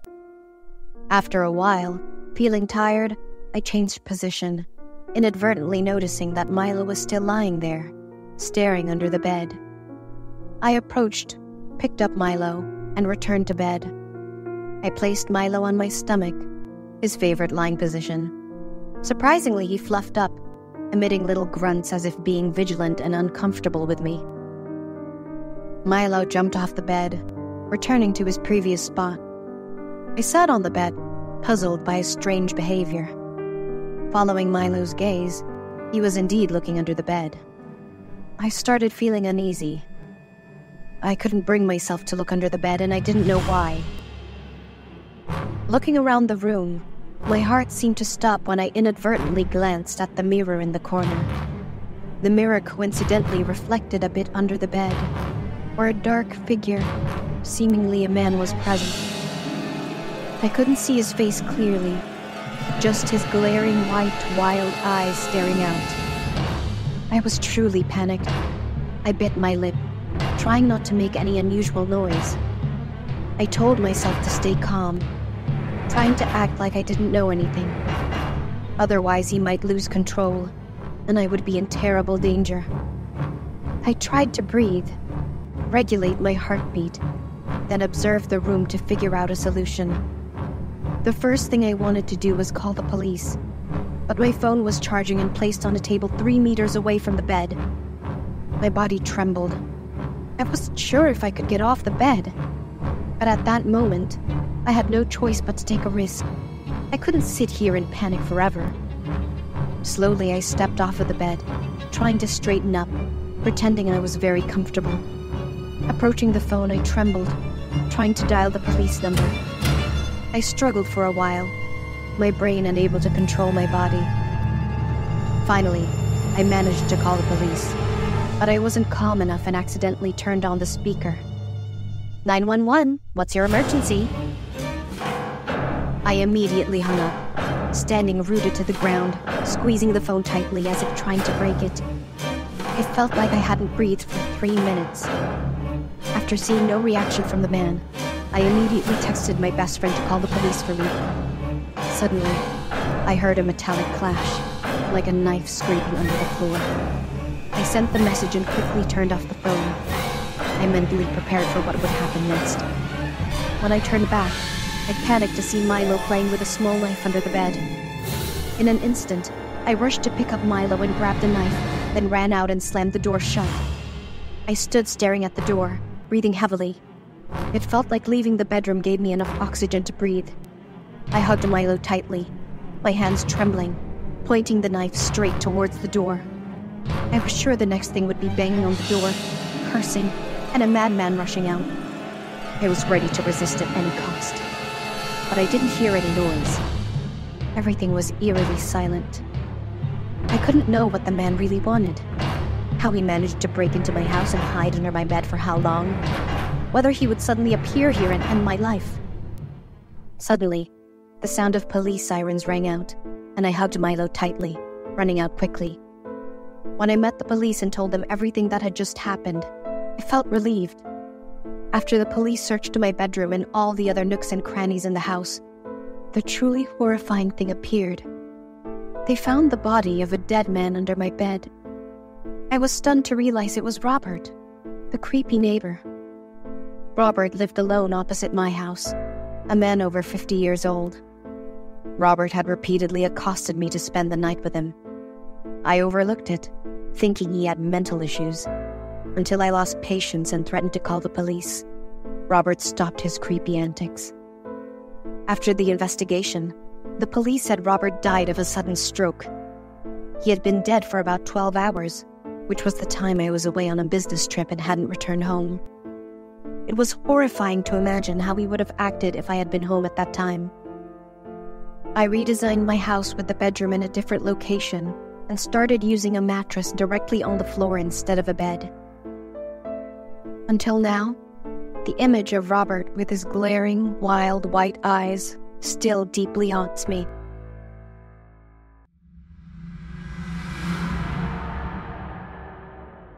I'm Michael, a high school student living in Ohio, USA. I was not your A-grade student, and to be frank, I hated studying.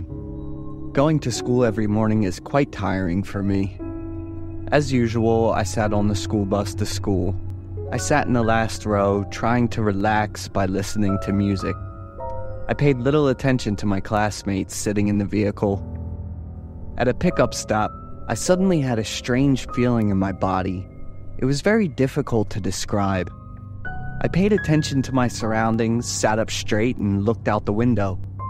I looked towards the small house where the bus was stopping. That was Mark's house. I knew that house. Mark and I studied together since elementary school. Mark is a quiet guy. He's shy, always sits in one place and doesn't have many friends. Everyone at school is impressed with Mark because of his excellent academic achievements. I used to act very mean to Mark just to satisfy my growing ego. One time, I poured so much glue into Mark's school bag that the whole lesson Mark sat with his head down, not knowing what to do.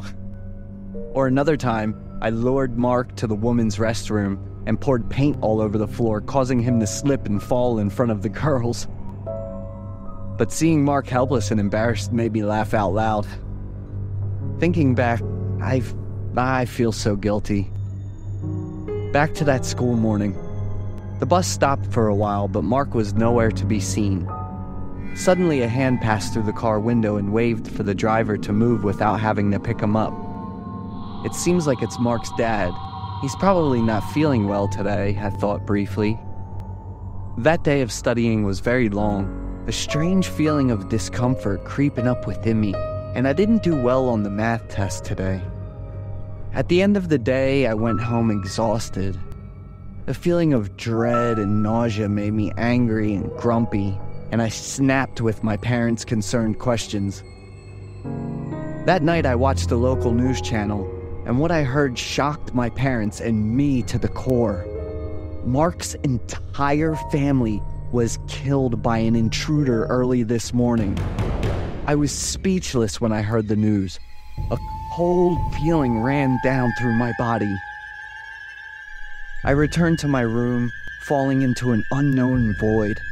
The clock on the table ticked the time regularly, but I still couldn't sleep, constantly thinking about the strangeness of this morning's events. Darkness covered the surroundings. I saw Mark's house ahead. Standing at the door was Mark, his face covered in blood and his eyes gloomy, like an invisible soul trying to make contact from another world. Mark stared at me. My body couldn't move. I was extremely scared. Mark came very close, raised his bloody hand to touch my face, neck, and shoulders. Suddenly, he laughed loudly. His eyes and smile were wild. I woke up, startled, and found myself lying in bed, sweating profusely. I panicked and opened my eyes wide, looking at everything around me to make sure everything that had just happened was a dream. I was in my room. The window in the room was open, causing a cold wind to rush in, making me shiver. Suddenly, there was laughter. I was startled to see Mark in the corner of the room. I was scared, mumbling in my throat. Surprised, right? Mark looked at me with crazy eyes, completely different from him every day. I slapped my face hard to make sure this wasn't a dream. Mark is still alive. He is right in front of me. Mark went to lock the door and walked towards me with a creepy smile. He slowly pulled out a knife and held it close to my neck to control me. Let me tell you a secret. The murderer who killed the whole family is me. Mark laughed happily. He was crazy. I'm so disgusted and tired of being controlled by my parents. They don't let me do anything but do homework. Yesterday I had to study until 3 a.m. Seeing their faces drove me crazy.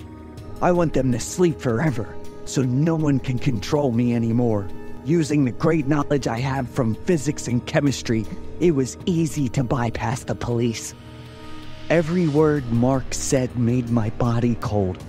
I was extremely panicked in front of a crazy man willing to do anything. You'll be next. Remember those pranks you did on me? Mark growled.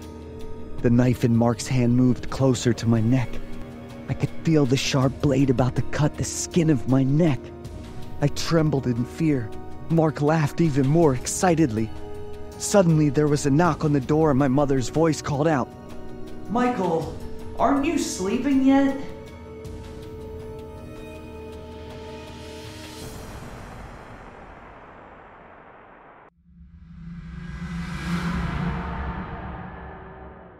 My name's Gail, 32 years old. I am a nurse practitioner in a clinic of the city of Omaha. I'm a single mother of a 7-year-old son, Alex. For 7 years, ever since Alex was born, I had not had a single good night's sleep. It's always the nightmare that I encountered every single night. The nightmare that brought me back to the horrifying accident 7 years ago. The cargo truck, flashing its high beams, coming right at me. The speed of the collision was truly out of this world. The concussive forced me in and out of consciousness, constantly shifted between crimson red of adrenaline surge and blackened tunnel vision. I'm slowly losing my grip on reality before the last minutes, throwing a glance at my husband before everything turned black. I was lucky to be alive. However, my husband wasn't. The day my husband finally passed away would also be the day my poor son Alex was born. It's like fate had cruelly made him an orphan before he was even born. Alex was a spitting image of his father. He's nimble, quick on his feet, and incredibly clever. However, raising Alex wasn't an easy task for me. He, as you can say it, was rather strange. You see, in his room was the miniatures of the creatures that I'd say wasn't very pretty or downright child-friendly at any bit. He constantly lived in his own world where there's monsters and demons, with the protagonist came to the rescue of such world. At one night when I was asleep, I suddenly felt a nightmare pounding hard upon my chest, smothering me. Jolted awake by a sudden huge shadow, I let out a loud scream. However, after settling down, I realized my son Alex, who told me he's just seen a demon. I hugged him tightly to console my son. After around 20 minutes, the drowsiness came to him and he fell asleep. Looking at my son's face, I thought of his father, my late husband, and couldn't contain my tears anymore. I wish he was still here, with Alex, with me, where I wouldn't be that alone in this world. The next morning, Alex was nowhere in sight. I came downstairs, making breakfast as usual, before calling him down. After a while, Alex appeared up the stairs, his hand holding a twisted wooden toy. That'd be the demon slayer he'd just spent time making, surely about its effect upon the demons. "I will save you from the demons, Mom." His words meant the world to me, no matter how silly it sounded. Around noon, when I was working in the clinic, I received a call from Alex's school. The headmistress and homeroom teacher was there at the office waiting for me. The homeroom teacher told me that Alex was a notoriously rebellious student. With the new weapon he carried might endanger the other students. The stories Alex told his classmates would made the class not able to feel safe around him. Even worse, this morning, Alex physically assaulted one of the female students in his PE class. As if the job and sleepless nights weren't bad enough, now this was the one that truly broke my camel's back. I excused myself from work and school, taking Alex home early with me. On the way home, Alex refused every question I threw at him, answering it with utter silence. I tried my best not to get mad, yet I believed it did show to the boy. "She said I'm a fatherless spine," Alex finally spilled out. Lowered his voice as if he's saying things that weren't supposed to be said. I bursted my tears out at the saying of my boy, hugging him tightly. That night, I managed to cook the dishes he liked the most. Hopefully it'd make him feel better. That's it. I'll change his school so that he'll have a better academic environment. That night, I went over to his room for a sleepover. Looking at his bookshelf, it's a surprise that I realized it's now full of books. It's been a while since the last time I cleaned out his room. So as a treat, I told him to pick one so I could read him a bedtime story. Alex, after attentively looking at his collection, brought out a red cover one with the title, "The Joker's Pranks." Alex leaned his head over my lap, eagerly waiting for his long-time-coming bedtime story, read by his mom. There was once a joker, always funny, loved to joke around with his usual laughter. His hobby was to hide from the shadow, making pranks to laugh at everyone around him. At first the details were rather mild, and I love watching my son attentively listening to the story he liked. But the more I dug into it, the more and more violent and creepy the details became. So I decided to end the story there for another book. Alex at first threw a tantrum in protest, yet against my stern expression, he could only frown. The next morning, I spent time reading about the Joker's book. The Joker will always be there behind you. He'll show you the hints, pranks you along the way. He will eventually possess your body and soul, passing on with the Joker's spirit. Okay, now that was enough, I thought to myself before I put the book away, hid it somewhere completely out of Alex's reach. A few days later, when I was just about to sleep, Alex slammed on my door, barging in. Mom, I just saw that Joker in my room," he said. Okay, now what? I brought my son closer so he could calm himself down. Alex then proceeded to describe the Joker, exactly like the one in that creepy book, even though I was sure he'd never read that at all. Okay, that's enough nonsense for tonight, Alex. Mommy wants you to return to your room and sleep. Alex was angry that I didn't believe him, yet he still followed my order and returned to his room, though not without any discomfort. I was not able to sleep again that night. Later the following morning, I prepped up his favorite pumpkin soup for breakfast. He was still angry at me, yet not showing it fully. During breakfast, Alex told me about his friend's birthday party this evening and would like me to go there with him. Of course, I agreed with him and assured him that I would arrange my work to go with him. After breakfast, I discovered many small glass shards in my soup. It was scary. I almost inhaled it. So I told Alex to stop, that I could check on his bowl whether there was any glass shards. Fortunately, there wasn't any. But at that very moment, I'm starting to wonder whether it was one of Alex's creepy pranks. "I didn't do it, Mom. It must be the Joker's prank. He'll show you the hints, pranks you along the way." Alex reminding me of the crazy Joker story. It was crazy, so I lost my cool and did yell at him. He bursted out crying and ran back to his room. I cleaned up the breakfast in frustration. How could my own son do this to me? Within my mouth was a small glass shard. I spat it out and could clearly feel the metallic stench of my blood. I returned to my room, trying to rest for a bit to make up for the previous sleepless night. On the nightstand was a picture of me and my husband, taken when I was still carrying Alex with my tummy. In the picture, however, my husband was redrawn into a Joker, making me feel that I am hugging such a miserable creature. Finally, at the boiling point, I carried the picture into Alex's room, questioning the boy. He insisted to never do such a thing, leaving me frustrated. Exhaustion combining with constant sleep deprivation left me in a very bad mood. So all I could do would be to sit in my room, thinking about everything that's happening. Suddenly, Alex yelped aloud, snapped me back from the thought flow. I could hear him sobbing and shaking very bad, though I couldn't see him anywhere in his room. It turned out he's hiding under his bed, constantly talking about closing all the doors and windows, barring the Joker from entering the home. I ran back to my room in a furious state, tore the book about the Joker into pieces, threw them all into the trash can. Later that night, the two of us dressed ourselves up for the birthday party. On our way there, I told him to stop mentioning everything about the Joker from here on out.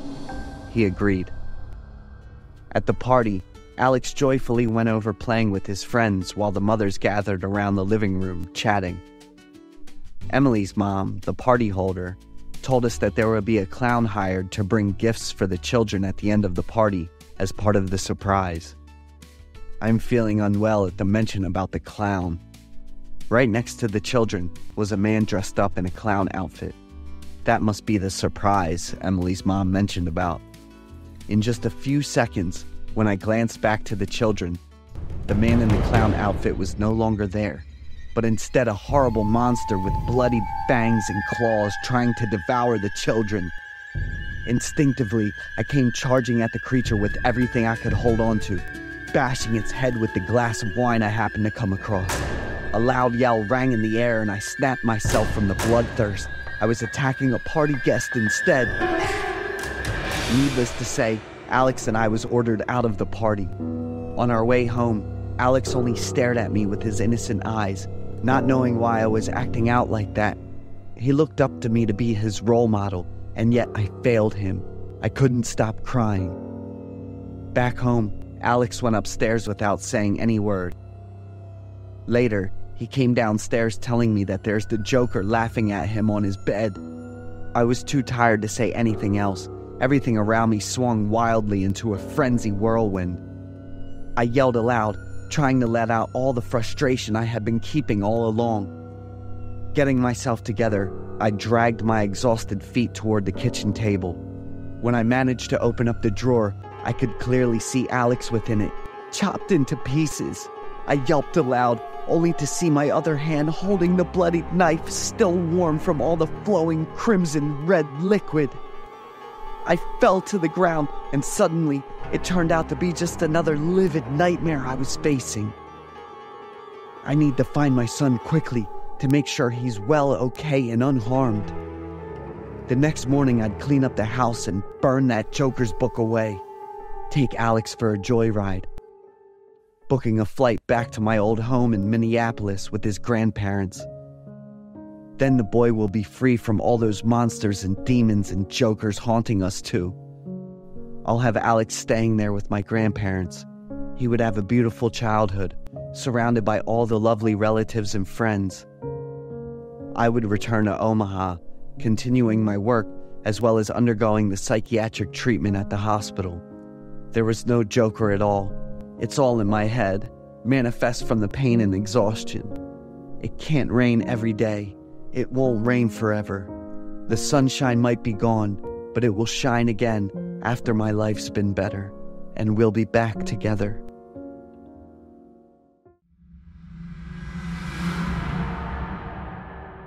I'm Grace, and my family's just my parents and my twin brothers. It was Halloween night.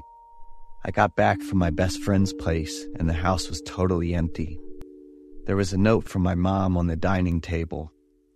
"We will be at Mr. White's party, and we'll be back late. Handle dinner yourself. Do whatever you want. Go trick-or-treating with your brothers, or maybe come to the party with us." After reading my mom's ideas for a fun Halloween, I decided to just stay home. I wasn't into Halloween. No clue why. Was anyone else like that? I locked the door, hung the key in the usual spot, and went to my room to change. As I was buttoning my PJs, I noticed another note on my desk. "Someone's in the house." I frowned and let out a tired sigh. "Leon, Logan, are you two messing around again?" I was pretty sure about it, since I was no stranger to my two little brothers' pranks. I told them, "If you two even touch my stuff, you're dead for sure," while I threw a little boxing move to warn them. Then I crumpled up the note, tossed it in the trash, and headed downstairs to make dinner. When I opened the cupboard to grab some veggies and bacon for a salad, I found another note stuck in there. I read it in a sarcastic tone like, "It's just you and me here. Enough, you two. This isn't funny at all. Come out here before I really lose my patience." All I got in response to my annoyance was silence. "You two brats," I muttered as I walked toward the door, knowing they must have snuck back into the house again. When I turned the doorknob, it was still locked. I turned back to where the key was hanging, but it was gone. I almost missed another note that was stuck on the door. "You can't run." "Leon, Logan, I'm saying it for the last time. Get out here now," I yelled, really mad at those two kids as I kicked the door hard. I ran into the living room, and the bag with my phone was gone too. "What the heck is this?" I said, feeling annoyed, helpless, and a bit confused. "Look at the ceiling." The note on the table made me shake, and my heart was racing. I took a deep breath, looked up slowly, and then just screamed. On the ceiling was Nana, my cat, with a knife stuck in her chest, like she was nailed up there. "Leon! Logan!" I burst into tears and ran upstairs screaming. I ran to the landline, crying and praying, and quickly dialed my mom's number. But it was quiet. The phone line was cut, and I was trapped in my own house. Oh my God. Please tell me this is just a prank. I was seriously scared and panicking. I dashed into my little sibling's room, hoping to find something, but it was all quiet. I cried even louder. I ran back to my room and locked the door tight. In a situation like this, I gotta stay really calm, I muttered to myself, my hands ready to rip my hair out. My heart skipped a beat when I spotted another note on the table in the distance. "You're exactly where I want you." I covered my mouth, trying not to cry out loud, and everything started to blur in front of me. I looked around the room and then spotted the laptop. I grabbed it quick and shot a message to my best friend. "This is serious. I'm not joking. Call police ASAP. Someone broke into my house."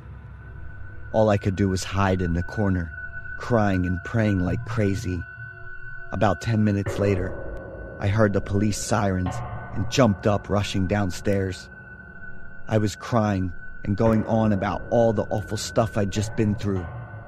My parents and little brothers got home about 20 minutes later. After almost an hour of checking every nook and cranny of the house, the police still couldn't find anything weird. "Grace, behind you," Mom shouted in a panic. I was so close. "Trick or treat." That was what the note stuck to my back said. It had been almost 2 weeks since Halloween, but I still couldn't shake off the creepy vibe from that night. I had to skip school to see a shrink with my mom, and I needed someone with me the whole time. I couldn't skip school anymore, so my parents and little brothers really tried to cheer me up. Going back to school after almost a month, I was super tired, and my face looked all worn out. On top of that, I got hit with a bunch of bad news.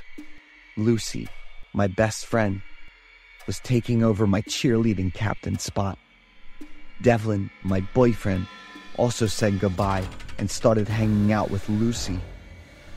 Under the desk, there was another note that said, "You're now in the situation I wanted." Now I got what Lucy's smile meant that morning.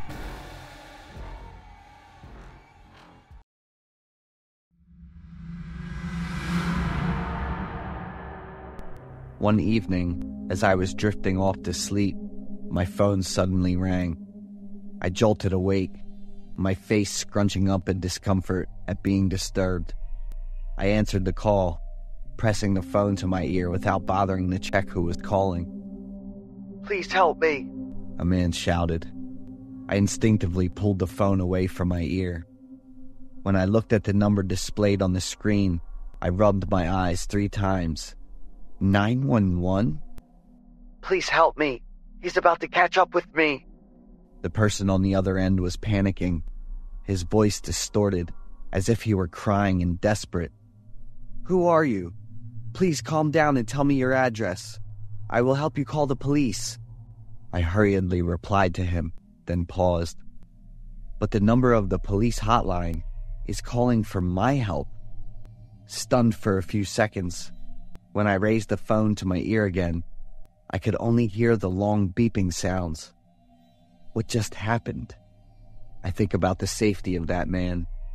But how can I call the police when they're the ones calling for help? That was the first time I received such a strange call.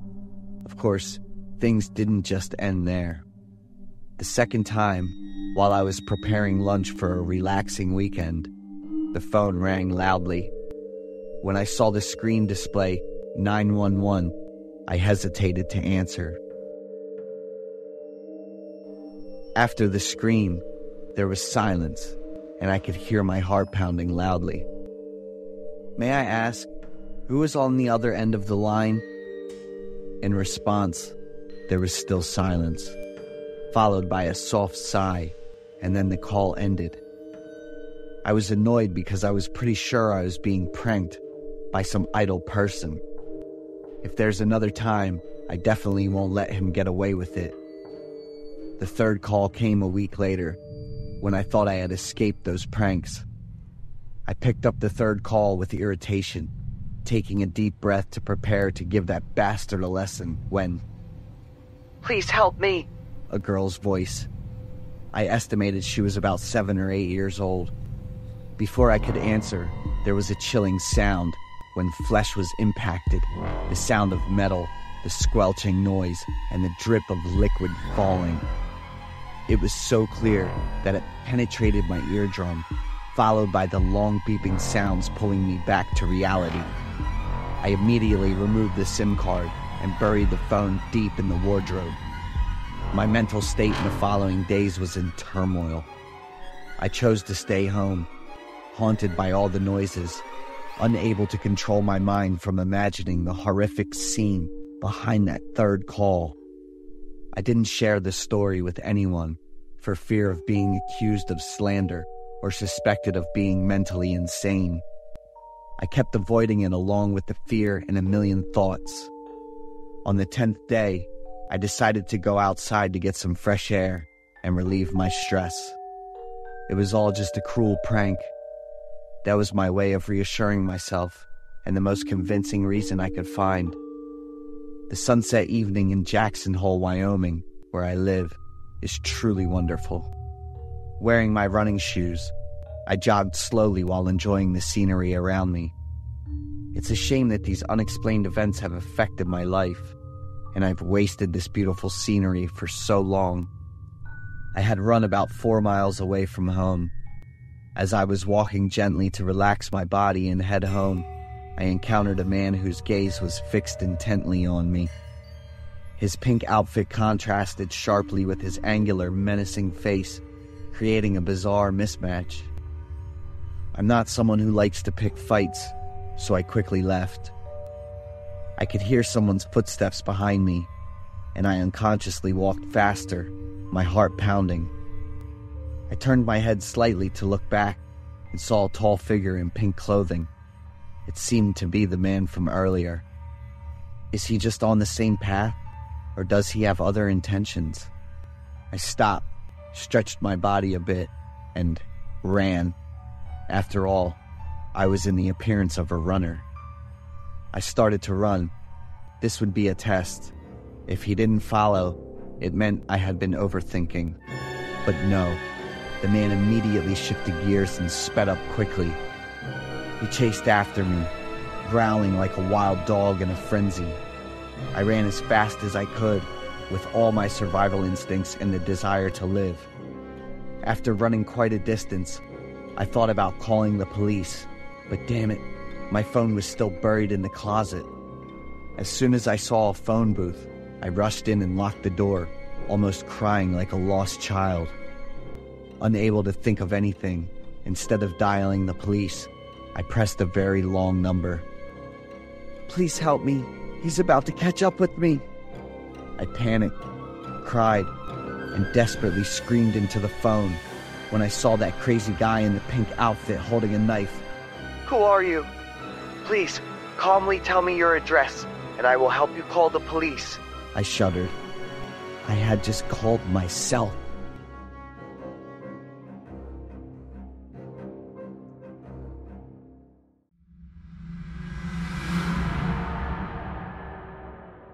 Three years ago, a terrible incident happened at the home of Mia and Henry.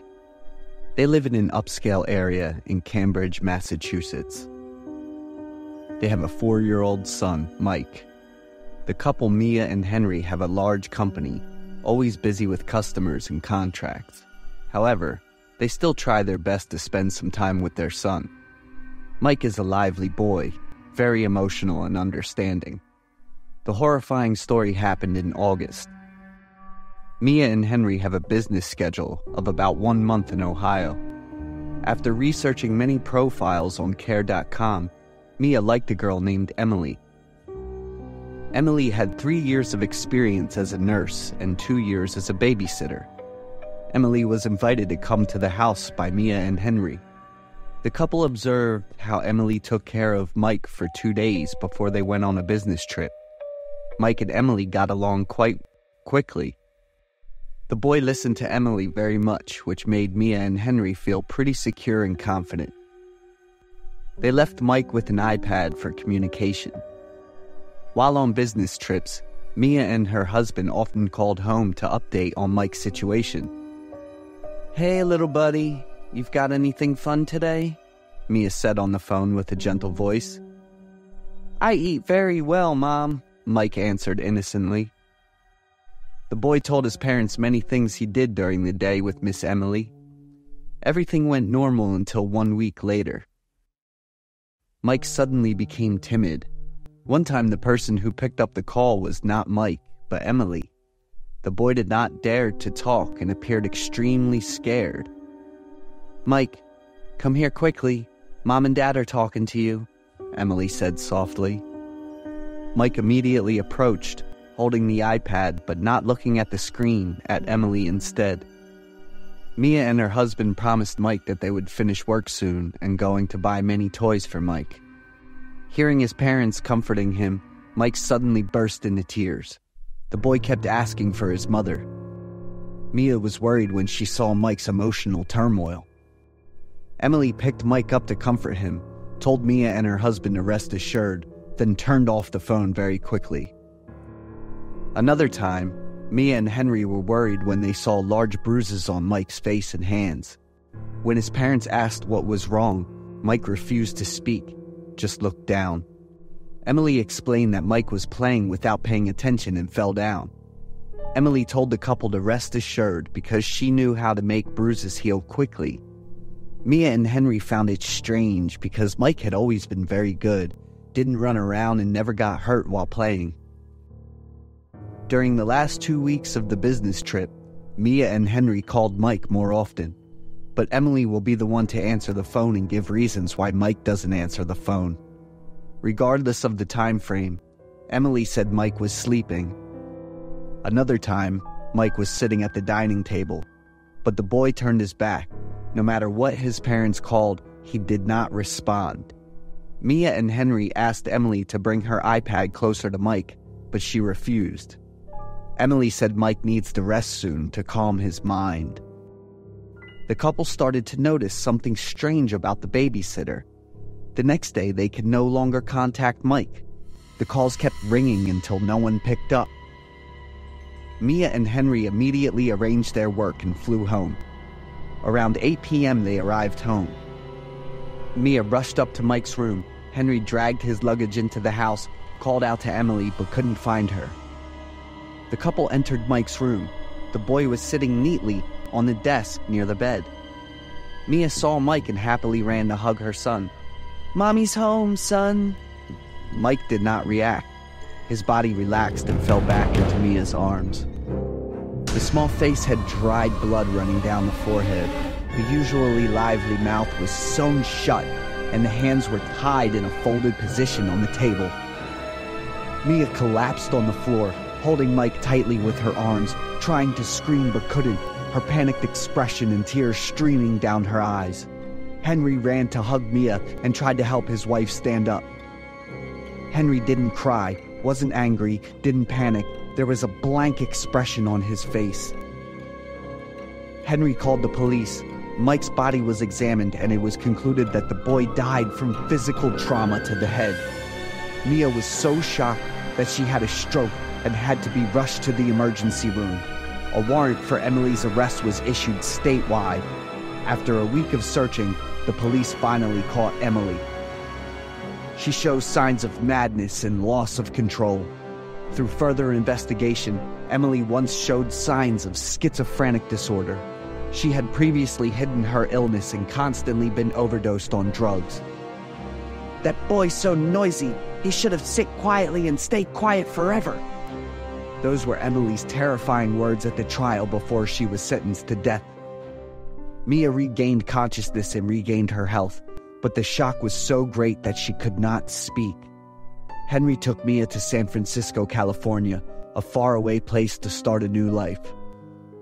"We should have been more careful when hiring a babysitter, so this terrible thing wouldn't have happened."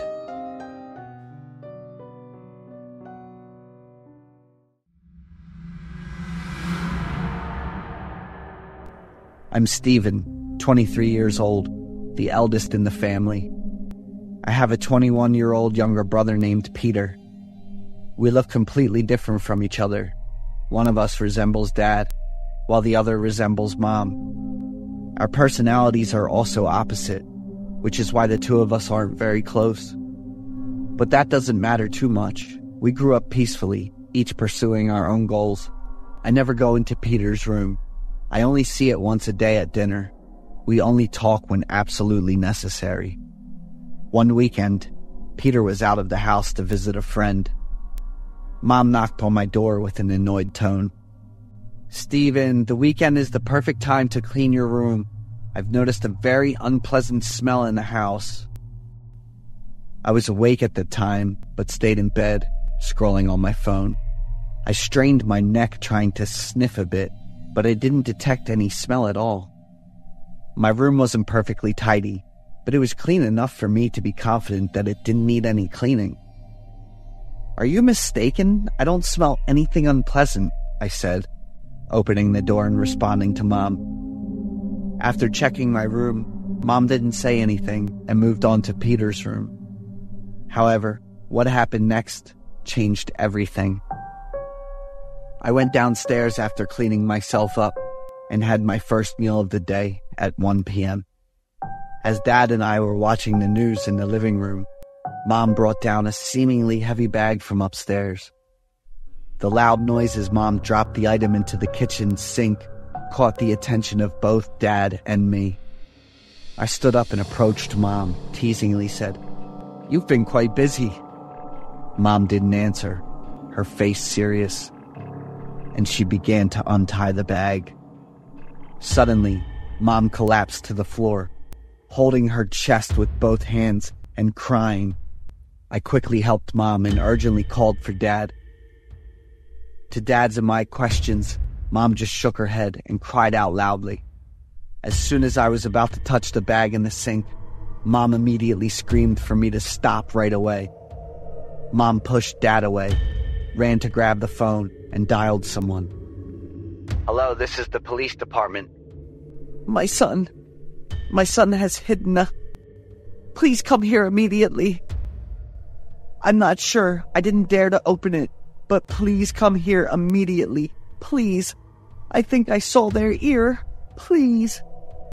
Dad and I stood in shock looking at Mom, then at each other, and finally at the sink. 10 minutes later, the police arrived.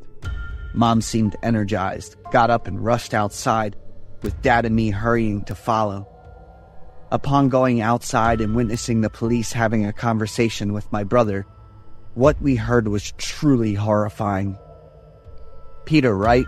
a police officer asked my brother, while a few others stood around, watching him with wary expressions. "Yes. What's your full name?" "Peter Wright." "Do you know why we're here?" "I can guess. It's probably because I've hidden some scary things in my room." "What exactly is it?" "A human head." Peter was calm and seemed to be proud of what he was saying. While Dad and I were stunned into silence, Mom knelt on the ground and cried out continuously. The police asked Peter to get into the car and lock the doors. They approached and began asking questions to my mother, but she could no longer control her emotions. I held Mom tightly while Dad took the police inside the house to inspect what was in the sink. Quickly, Dad and the police came back outside. Dad didn't cry, but his face was clearly marked with pain and shock. "Mr. and Mrs. Wright, we are very sorry to confirm that it is indeed a human head and it is beginning to show signs of decomposition. We need to arrest your son immediately for further interrogation and investigation." The police drove Peter away, while Mom cried out in agony, and Dad also cried, holding Mom. That day, my family lived in a terribly somber and oppressive atmosphere. The next morning, the police sent a video recording of Peter's interrogation. The victim was a homeless man named Logan, who was elderly and well-known and loved by many people in the neighborhood. Peter had killed him 2 days ago for the reason of wanting to experience what it feels like to take someone's life. One night, while wandering alone and seeing Mr. Logan sleeping under a bridge, Peter immediately attacked him like a hungry lion.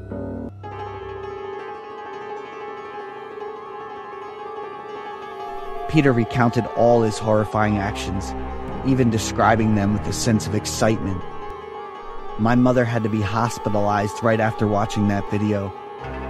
Peter was diagnosed with narcissistic personality disorder. People with this disorder have an excessively inflated ego, always believing they are the center of the universe, and have an excessive need for admiration. Peter was sentenced to life imprisonment with no possibility of parole. But what haunts me endlessly are the looks of hatred that Peter used to give me. Did my brother ever consider turning his violence against me and our parents? Parents have some concerns of some stuff they may have found in your room? Yeah, I believe so. And what would it be? A human head and hands. This story is based on a true case that occurred in Mesa, Colorado on March 1st, 2021. The local police received an emergency call from a mother who was extremely panicked, reporting that she had discovered what she suspected to be a human head in her younger son's closet. The police immediately went to the address provided by the mother. The case was quickly solved, but it left a deep sense of horror and shock about a son who seemed to be the well-behaved child of the family. The offender received a fitting punishment, but the consequences and pain will forever remain in the memories of the loved ones. Through this case, parents also learn the lesson of paying more attention to, listening to, and caring for their children.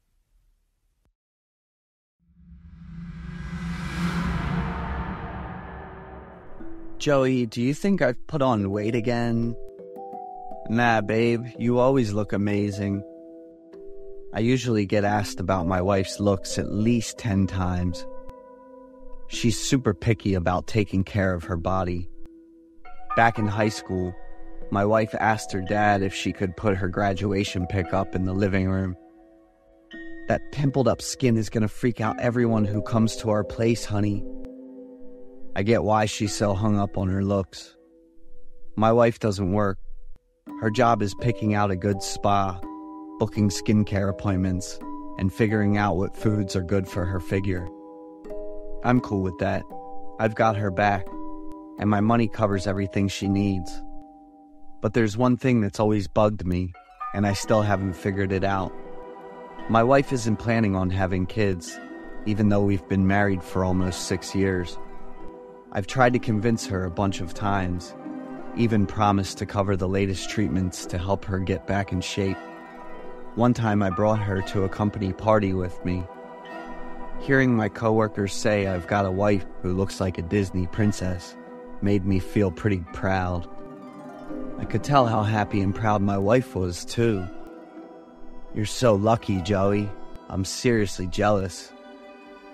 That coworker's joke kind of turned into a death sentence for my marriage. Since then, whether it's a big party or just meeting clients, my wife insisted on tagging along. She bought a ton of dresses and makeup to get ready for those occasions. You should totally feel lucky to be married to me, Joey. My wife was fixing her dress while saying that line I know by heart, like word for word and everything. At another company party, my wife was just laughing away at all the compliments.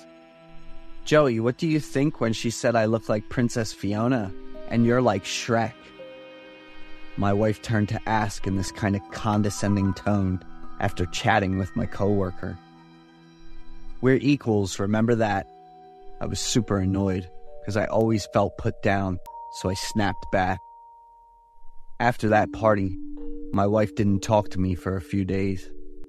To chill things out at home, I stepped up to make peace.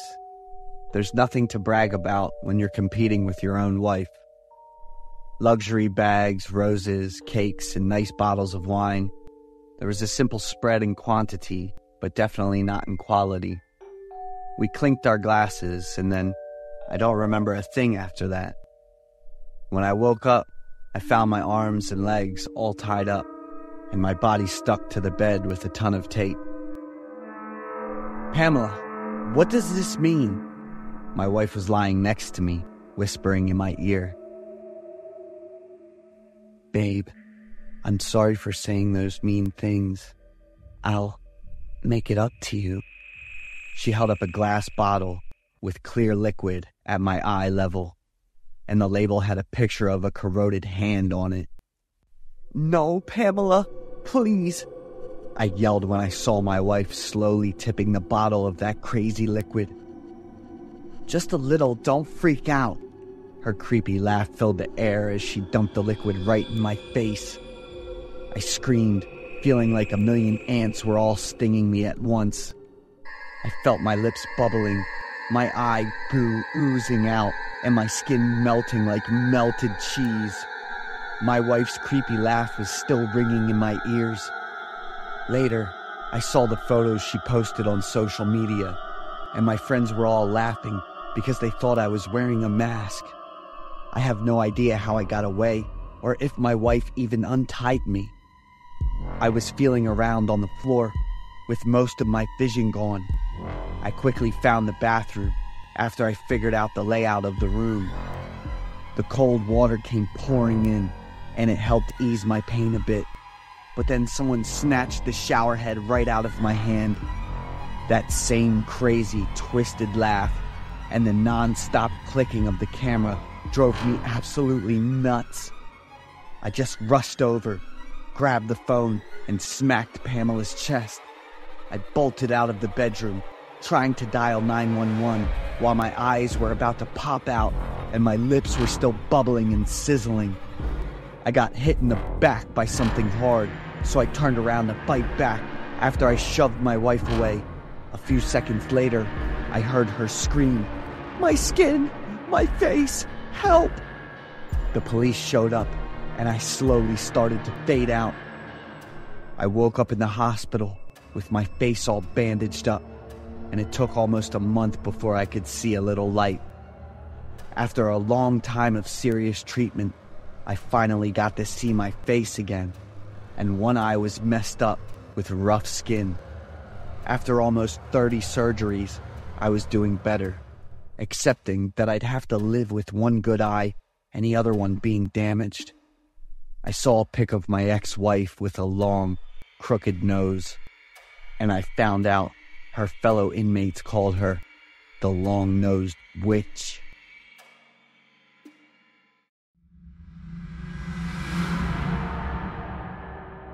I'm Daria, 23 years old, currently residing in Phoenix. Devlin, my boyfriend for 6 months, was 2 years my senior. He's a very delicate and gentle soul who's a great listener. I'm feeling so lucky that we came across. A few weeks ago, Devlin had a 2-month business trip in Dallas. It would be the first time we're distancing ourselves. Every evening, around 9:30 p.m., Devlin would call me. He often asked about how my day went, complimented me on my beauty, and reassured me on him coming home soon. Sometimes I would also receive surprise gifts as well. This relationship brought me a lot of joy, knowing that I was respected and treasured. One night, after Devlin and I were having a joyful conversation, an account appeared in our chat. Devlin and I were wondering whether we should add that person in. Devlin said no, and so I went. That stranger account had no profile picture, nor anything in the camera. Devlin and I said hello, but answering us was an utmost silence. Devlin was really annoyed by this, and he had attempted multiple times at deleting the account, but to no avail. So we left the conversation, frustrated. After the third wheel encounter, we went to sleep, texting our goodbye. Yet I felt really odd about that strange account. The next evening, Devlin called me once again at 9:30 p.m. Seeing him brought me a lot of joy, and I turned on the call. As soon as we saw one another, that account bumped right in. Devlin was furious this time, and aggressively interrogated the stranger account on what he wanted. Suddenly, that account sent a message in the chat bar. Michael Brown, 31, San Jose. At first I thought he's trying to introduce himself, so I said hi back. But Devlin was not in the same boat as me. He was visibly angry with the account. He demanded the account to leave us alone, or else he'd call the police. I was really baffled by Devlin's oddly fierce behavior. He normally was very polite and gentle. Devlin then told me to turn off the call immediately, which I followed suit without anything else. A few minutes later, Devlin called me on my phone, stuttering and trying to tell me to never believe anything the other said. I could hear panic in his voice, same as exhaustion. Must be a tough week for him, I thought. While I constantly reassured Devlin and told him to get some rest, He kept babbling about keeping faith in him, ending the call in a rather weird note. I kept thinking about Devlin's odd behaviors.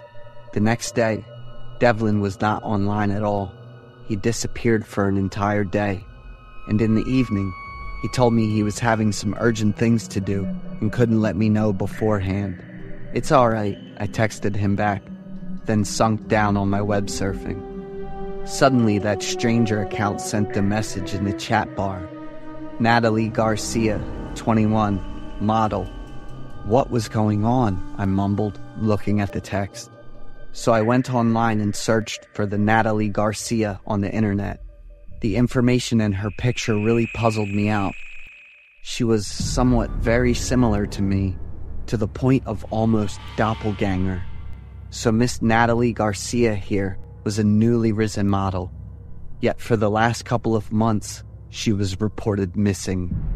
After finishing my research on Natalie, I suddenly thought about the other account. So I came over to ask further. First about their intention at sending me Michael and Natalie's names. Yet the account had disappeared without any trace. Even stranger, due to me not deleting the conversation at all. Suddenly, Devlin called me on my phone, prompting me to pick up. "Honey, can you look over the window for me?" I did not reply, since I was still dumbfounded and clouded with disbelief over his sudden appearance. When I came over to pull away the curtain, Devlin was on my front porch, carrying a rose bundle and smiling at me. Everyone had a sweet spot, and to me, it was this sweet surprise. Devlin said he'd arranged this 2 days to go back to me and will return to Dallas later. For that 2 days, we left the bustling world behind and only cared about us. That strange account and its mysteries, I left it in the corner and let it be. When Devlin returned to Dallas after the short vacation, I helped him with the luggage. Suddenly, I saw a Californian ID. Curious, I lifted it up, showing the owner Michael Brown, 31 years old, residing in San Jose, California. The portrait showed a person that was seemingly Devlin, yet there were differences, as if it was him but wasn't him. Now, with this new discovery, I remembered the information that account sent, and it was uncannily accurate. However, as soon as I questioned Devlin about the ID I found, his attitude changed completely. He hushedly grabbed the card, saying that it was his twin brother. But he didn't look at me in the eyes, and I had never heard him mentioning about any of his brothers. I didn't press it further, and when he left, my mood wasn't in a good way. Upon returning home, I wanted to contact to that stranger account to ask everything out, and like already knew my intention, there was messages sent from that account to me. "Get away from that killer, ASAP." The text put chills on the back of my neck. I had to read it again to calm enough to reply. "Who are you? What do you know of my boyfriend?" "Everything. Can I see you in person for a conversation?" "Can't. I'm dead for 2 months now." My body started shaking uncontrollably. The text notification rang out one more time, and this time, I told myself I need to be calm and take care of things. A suburb abandoned house in Carefree. The last message made me shudder, and now I couldn't take it anymore. I turned off my phone and deleted all the messages, trying to forget this creepy thing. However, the curiosity slowly overtook me. I kept thinking about that abandoned house that account said. Also, Devlin's messages to me would make me grow more and more suspicious about him. What kind of secret did my boyfriend hold, I wondered. So I decided to get to the bottom of this. It's true that in Carefree suburb had an abandoned house. So I went there with a close friend of mine. As soon as we stepped in, a sense of dread and a nasty stench assaulted our noses, nauseating us. Too afraid to venture further, we decided to call the police. In my care, I bursted out crying. I couldn't control myself anymore. When the police arrived and scoured out the building, they found a decomposing body having the identification of Miss Natalie. The police also disclosed to me about a male suspect. Michael Brown, 31 years old. He's the #1 suspect to Natalie's disappearance and now death, being the victim's boyfriend at the time. Michael had likely undergone multiple steps to escape from the law for the couple of months, including paperwork forgery and plastic surgeries. My world was crumbled in front of me. I was lied to and taken advantage of for the last months. If it wasn't exposed soon, I might even join Natalie in the victim list. I brought everything I knew about Devlin, aka Michael, to the police, but it seemed that Weasel had smelled something and he deep dived again. I was instructed to relocate to avoid that killer. Yet the most unbelievable thing was that I talked to a ghost. That morning when I woke up, I received a message. "Honey, can you look over the window for me?"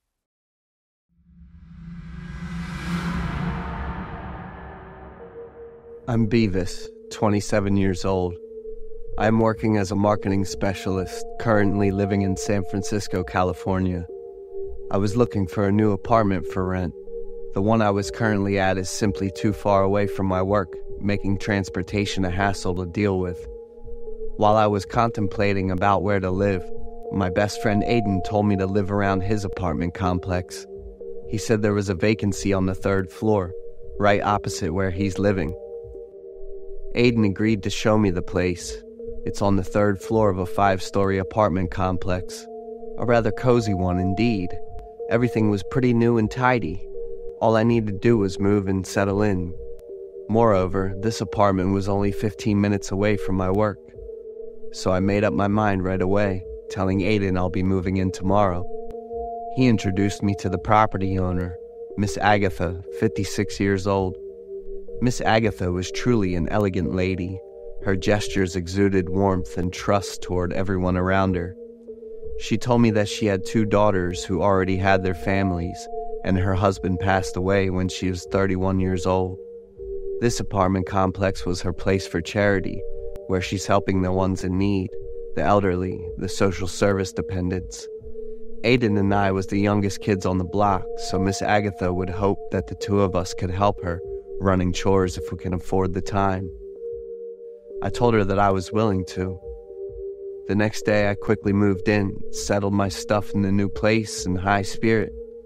I also took my time to greet the neighbors around me, 8 persons in total. The ones that had just broken in around 1 to 2 months, they were the healthy people. The rest had their health not in the greatest of shapes.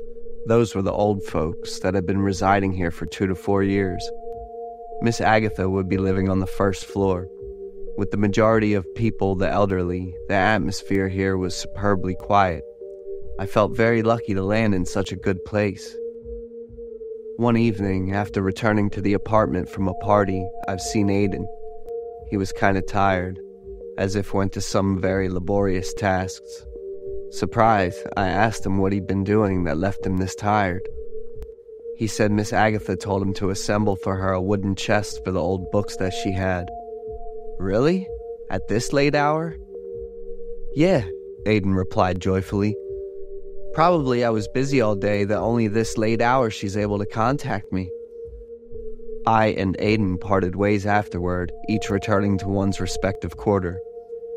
A few days later, I had been noticing that Miss Xavier next door hadn't been appearing for many days. Even with my knocking, there was absolutely no response from her room as well. When I brought this matter to Miss Agatha, she told me that Xavier wasn't here anymore.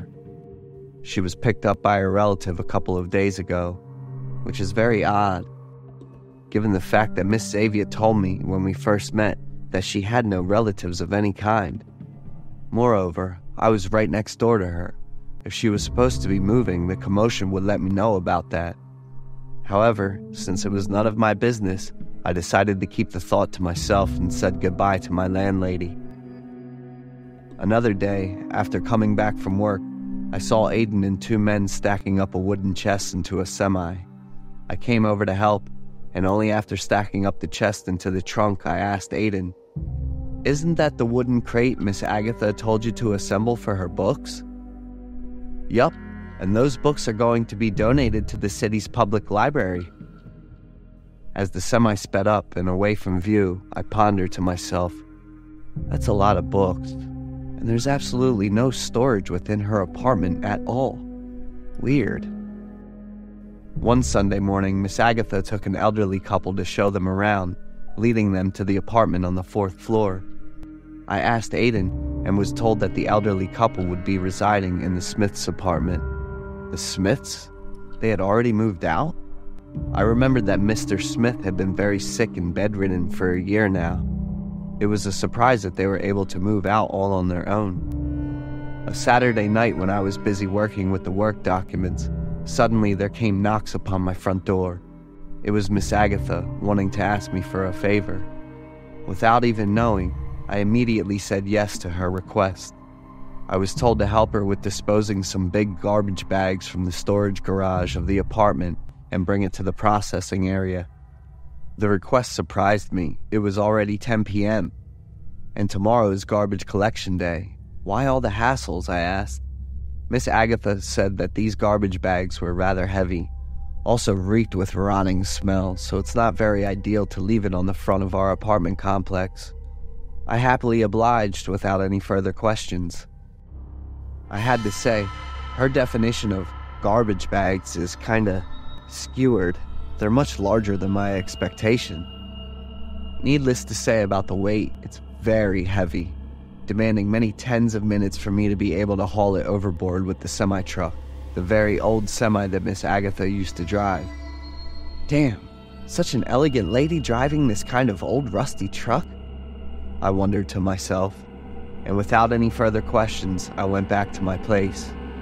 On the next day, the news broadcasted the discovery of a large wooden crate containing the bodies of 3 individuals, 1 male, 2 females. All were of the elderly. Wait a minute, isn't that Miss Agatha's crate full of books? I immediately went over Aiden's room to ask him about the news, but he's not home. In fact, it's been 3 days already. He's not home. I went back to my room. My head was filled with questions when suddenly the police siren rang from downstairs. I quickly went over, seeing a lot of police officers gathering in front of my landlady's apartment. The police here for a lot of report regarding murders and disappearances within the apartment complex, with Miss Agatha the prime suspect. The police came with a ward from the DA's department, allowing them to search the place inside out. After a careful search, they found out that Mr. Peter, 63 years old, had deceased on the 5th floor. The Lisa siblings on the 4th floor were also missing. The police also discovered the few daffodils within the garden and demanded excavation, which Miss Agatha obliged. Under the ground was the bodies of the Lisa siblings. I stood staring at the bodies, frozen in fear and shock. When the police came over and asking me to cooperate, I wasn't able to recollect myself after the initial shock. I remembered my friend Aiden and the garbage bags I helped her dumping the night before.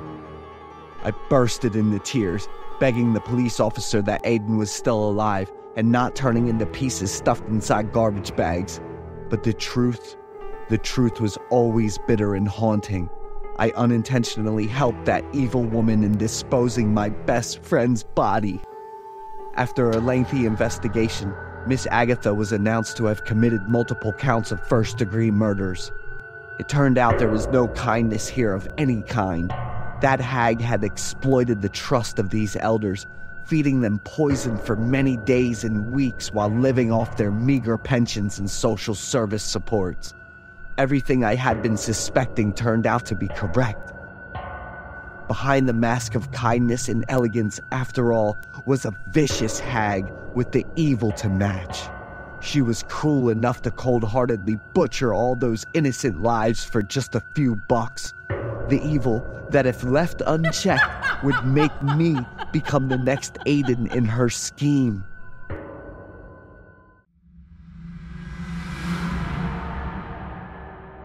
My husband Nathan's been gone for 6 months. Even with everything the police, family, and neighbors did, they hadn't found him. Not even a tiny clue. My family went through a serious mess, especially my mother-in-law. She had to go to the ER 4 times because she kept passing out. The calls from the police started slowing down, and the missing person flyers kept getting taken down and put back up because the weather messed them up. My family slowly had to accept that Nathan was gone. Then, out of nowhere, one day, my husband showed up while I was out in the yard taking care of the sunflowers. That was Nathan's favorite flower. I started planting them after he left. Now my husband's back, looking healthy and all, still wearing the same clothes he had on the day he disappeared. I was totally stunned. Couldn't tell if I was dreaming or if it was real, and I had no clue what I was feeling at that moment. Nathan ran over to hug me, yelling to get everyone in the family's attention. No surprise, my parents-in-law and 2 brothers-in-law were excited. Everybody was crying and smiling all at once, but honestly, I felt totally emotionless because I just knew this wasn't my husband. Only I could feel it, and only I knew it wasn't Nathan. I always had this weird feeling mixed with suspicion and caution. My family threw a party to welcome Nathan back and to thank God for bringing him home safe. We also invited the neighbors to the party. The kids were pumped for the party, running around everywhere with desserts in their hands. One of them ran into Nathan and got buttercream all over his shirt. Nathan just smiled, patted the kid's head, and patiently wiped the stain off. No, my husband had never been into kids, which is why we still don't have any after almost 10 years of being married. Where have you been all this time, Nathan? Everyone's missed you and been so worried, my mother-in-law said, getting all emotional at the party. My husband walked over, gently hugged my mom, and kissed her on the forehead. That had never happened before. He was never that affectionate. Mom, I'm here. I just ran into a little trouble. Then he suddenly turned to me with a slight smile. Well, maybe not just a little, Nathan hinted. So where have you been, and what have you been up to? My father-in-law asked. I was in a really dark, freezing place, Dad. My job was fighting off the god of death and demons. Nathan laughed out loud after saying that, and everyone joined in, thinking he was just really good at cracking jokes. As for me, I froze up. Felt like electricity was shooting through my nerves. Nathan's smile and eyes made me shake. I brought another test with a big smile on my face. Give it a try. I made it just to celebrate your return.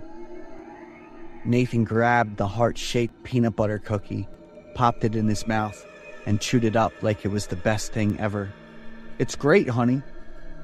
I smiled awkwardly, because my husband's allergic to peanut butter. Just smelling it, he'd bolt like his life depended on it. This wasn't my husband. If anyone thinks that big events can change how people act and their habits, I totally agree. Those 2 signs weren't enough for me to be 100% sure, so I was still watching closely. Honey, can you grab me some sugar cubes? Since when did you start drinking tea with sugar? Didn't you always say that sugar ruins the real flavor of tea? Just a little. I want to try a new flavor. A little, Nathan said. 4 sugar cubes for a small cup of tea, which has never happened before. I opened up to Nathan about a bunch of stuff that went down. While you were gone, Santa was so worried. She kept going to the police station to check in about finding you. You must have had a rough time while I was away. Thank you so much. Nathan gave me a sweet kiss on the forehead and didn't say a thing when I mentioned Santa, my best friend and his little fling. If it were before, Nathan would have turned harsh every time I said Santa's name. He defended his girl no matter what. I knew that gross couple had been seeing each other for over 2 years, but I was set on not getting a divorce. I'm not leaving, and there's no way I'm splitting my stuff with anyone. Nathan hugged me, and when I caught a glimpse through the gap in his shirt with the top 2 buttons undone, my heart started racing.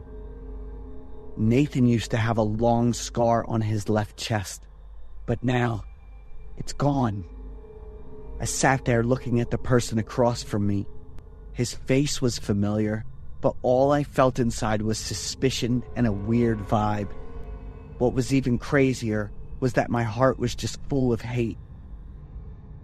"Let's have kids," Nathan whispering in my ear totally surprised me. I cried and couldn't hold back my feelings. I got up from Nathan's arms, dashed into the room, and locked the door behind me. I had to sneak out tonight to dig up the sunflower pots in the backyard and see if he was still down there.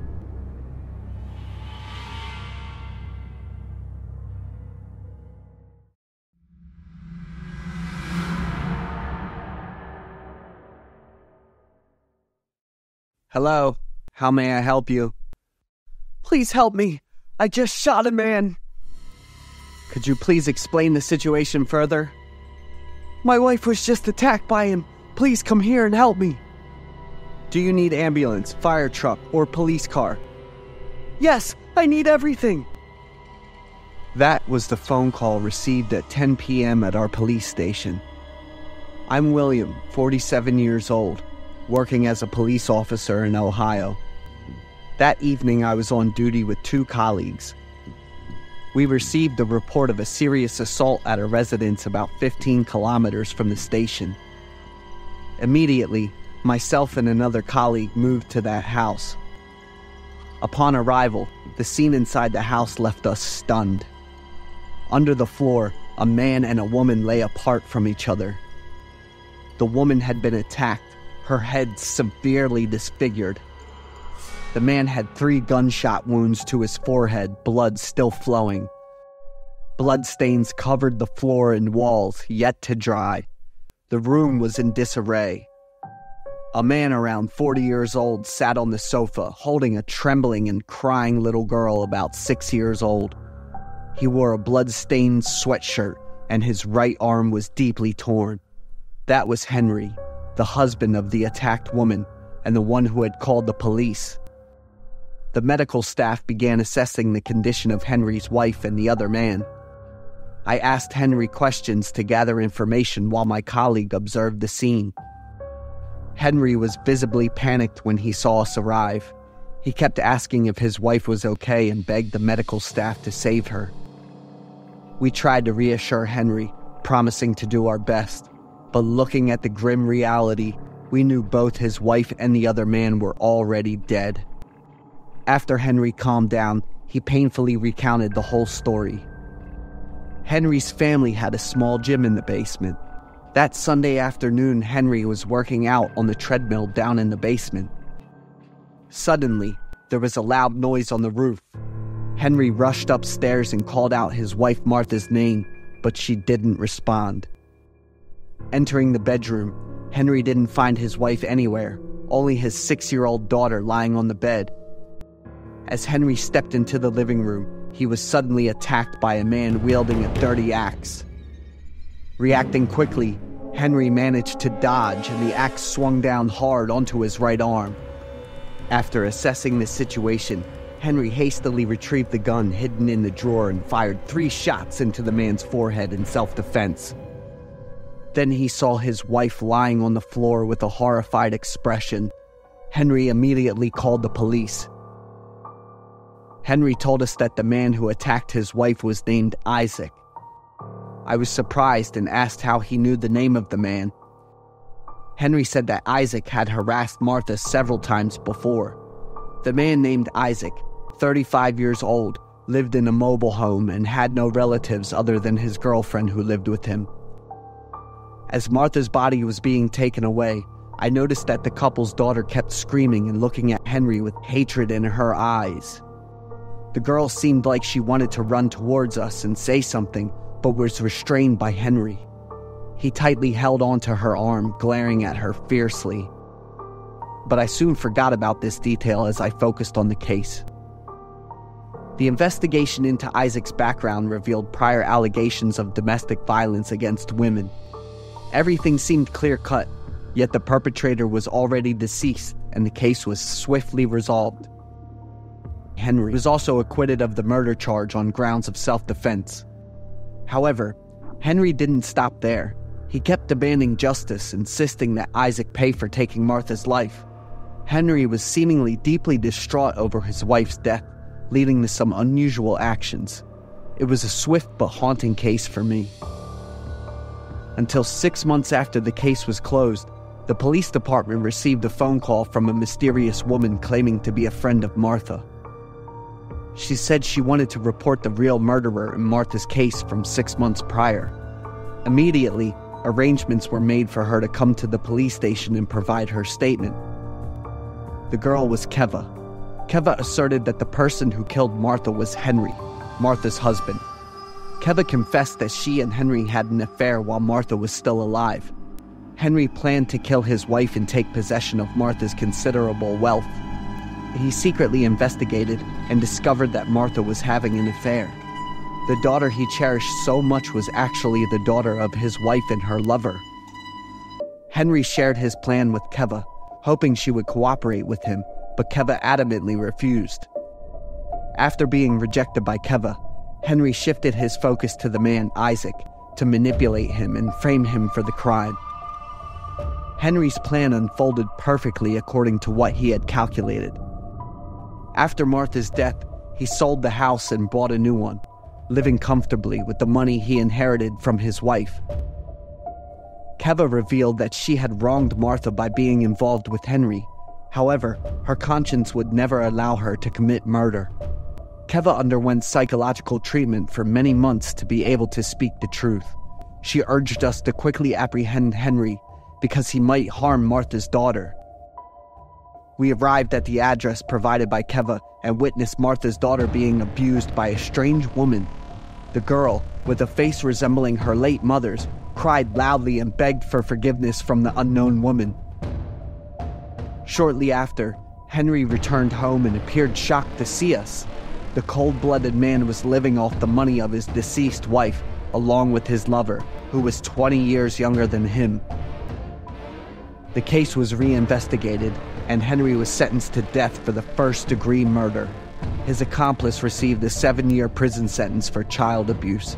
After everything, the one who suffered the most severe damage was still Martha's daughter.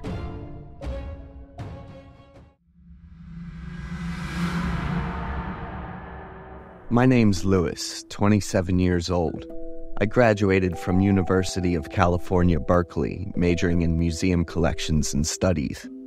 A few months ago, I was transferred to work in the Smithsonian, one of the most well-known museums in the United States. Since I would be working in R&D here, I felt pretty excited about it. On my first day of work, I decided to have a walk around the museum, seeing the vast collection of it.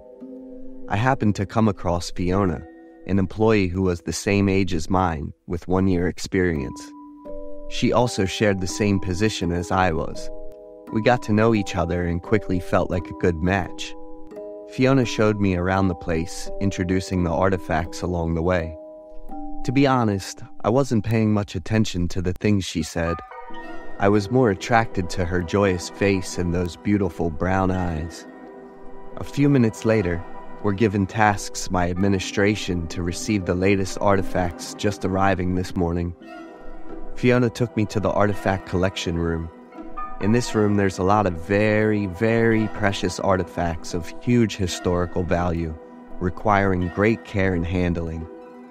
Fiona would run through the initial inspection while I did the note-taking for categorization.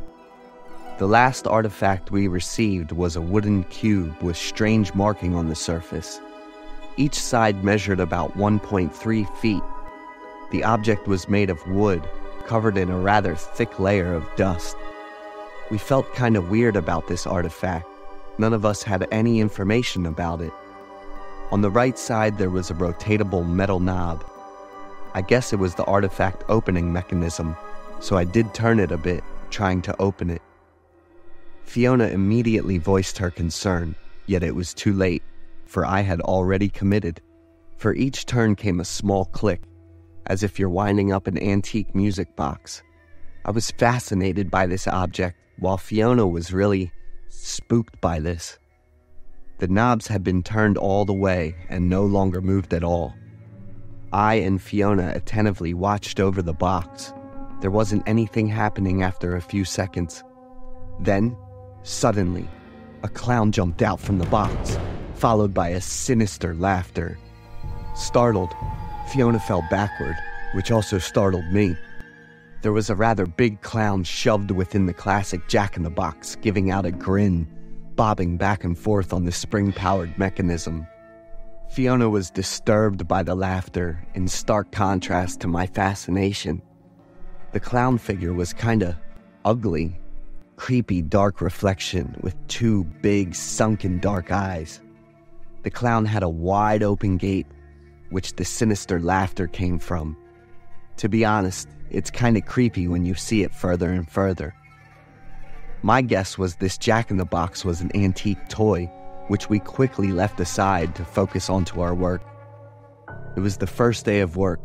Because I want to show off a little bit with my new colleague, I stayed all the way late into the night, until both of us were exhausted by the work after tons of documentation about all the artifacts. So I decided to invite Fiona to dinner, which she declined, for her boyfriend would come to pick her up. Oh, it was a bummer. Fiona had a boyfriend already. So she left the scene first, leaving me alone with bitter disappointment. The next day I went to work early, opening the office with the Jack-in-the-Box right in front of my door. Okay, who left it here? Because aside from me and Fiona last night, nobody would be here ever since, huh? Fiona arrived right after that, and when I asked her about the box, she wasn't sure either. Ever since we're out of the office yesterday, nobody would touch it then. After a quick inspection, we found that the box remained intact. We left it aside and dived into our work. Around lunchtime, I came to the archive room and unexpectedly, the box appeared there again. This time, I did a more careful observation of the object. There was some unintelligible marking on the box, as well as a number 0 on the top of it. This object really intrigued me.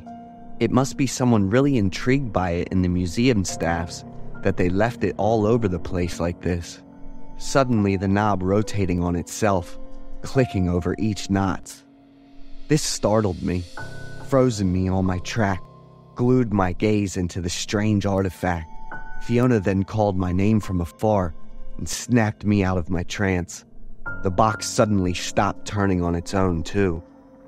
Fiona asked me why I was idling for such a long time. I answered back with my experience and questions about the mysterious box. She put that aside immediately, telling me about the incoming expo. We would have a lot of work to do. The mysterious box was an unnecessary distraction. I left, nonetheless, questions about the box ringing within my head. That day, we finished our work very late. Yet we're contented. We'd made good preparation for the incoming exhibition. So needless to say our frustration when we arrived to work the next day. Everything we'd prepared was now all over the place, some heavily damaged with blood running all over. In the corner was a body of a robust man, wearing dark clothes with a black-colored balaclava that was now torn heavily from his badly bruised and lacerated body. On his neck was a bite mark that was too wide and deep.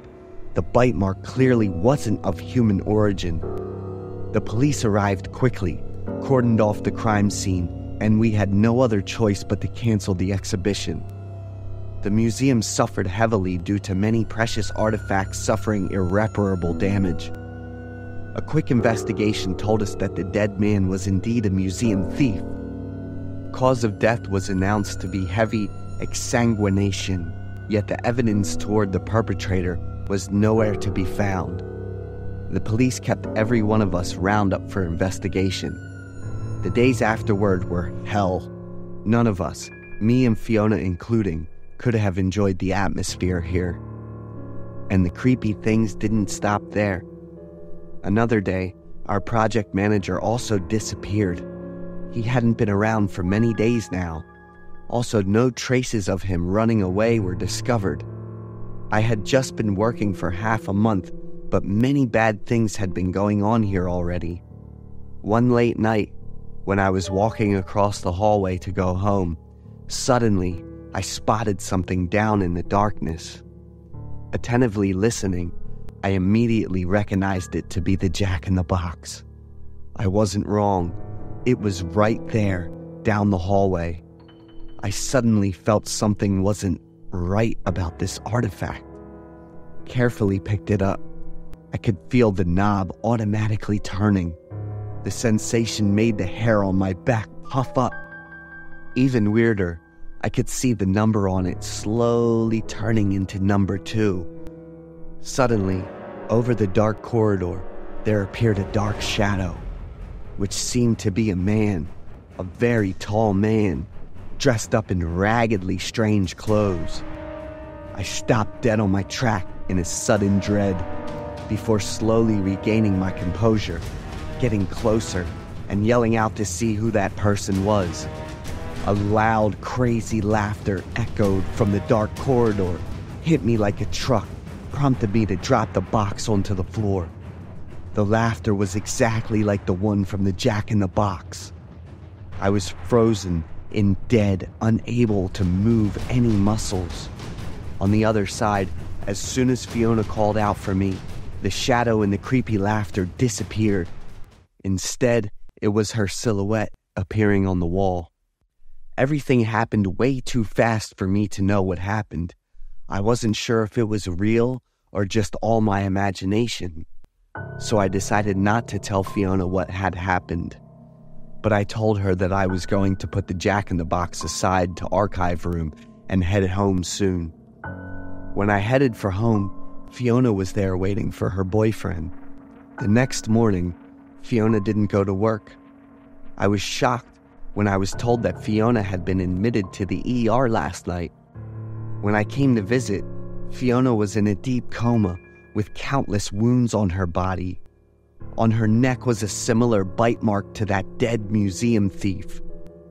Her boyfriend told me when he came to pick her up, he heard a call for help and some crazy laughter in the dark. When he found her, she was already in a deep shock, blood covered all over her body. I came back to work with a lot of thoughts in my head. First thing first, I needed to test my theory, so I brought out the box, seeing the number lingering between 2 and 3. So if Fiona completely passed away from the assault, the number would completely turn to 3? I decided to turn the box's knob, prompting the creepy figure to pop out, which I looked at closely, trying to figure out what it truly was. Later this afternoon, the police discovered the body of our project manager on the rooftop of the museum complex. He died due to the combination of blood loss and similar wounds, just like Fiona and the thief. Also, at the same day, a man with a lot of wounds and healing scars came forward to meet me. He confessed to be the second thief of that night and luckily survived the attack. He wanted me to discuss a few things. I took him into my office under the escort of the police. The man could no longer exude his emotion after the badly mauled face, yet I could read the fear, the terror within his eyes. His name's Owen, and the other thief who couldn't make it was Gary. That night, they planned the heist meticulously, and Gary, upon seeing the box, put it into the trophy bag. It was almost perfect, until suddenly, the creepy laughter came together with the sound of a winding knob. Owen could clearly remember the giant of a man, dressed up in an ancient outfit of a clown, a jester, attacking both of them. He was supposed to be another victim, but he fought tooth and nail to escape death. Owen lifted up his sleeve, showing up a giant bite mark, still bloodied, and had no time to heal yet.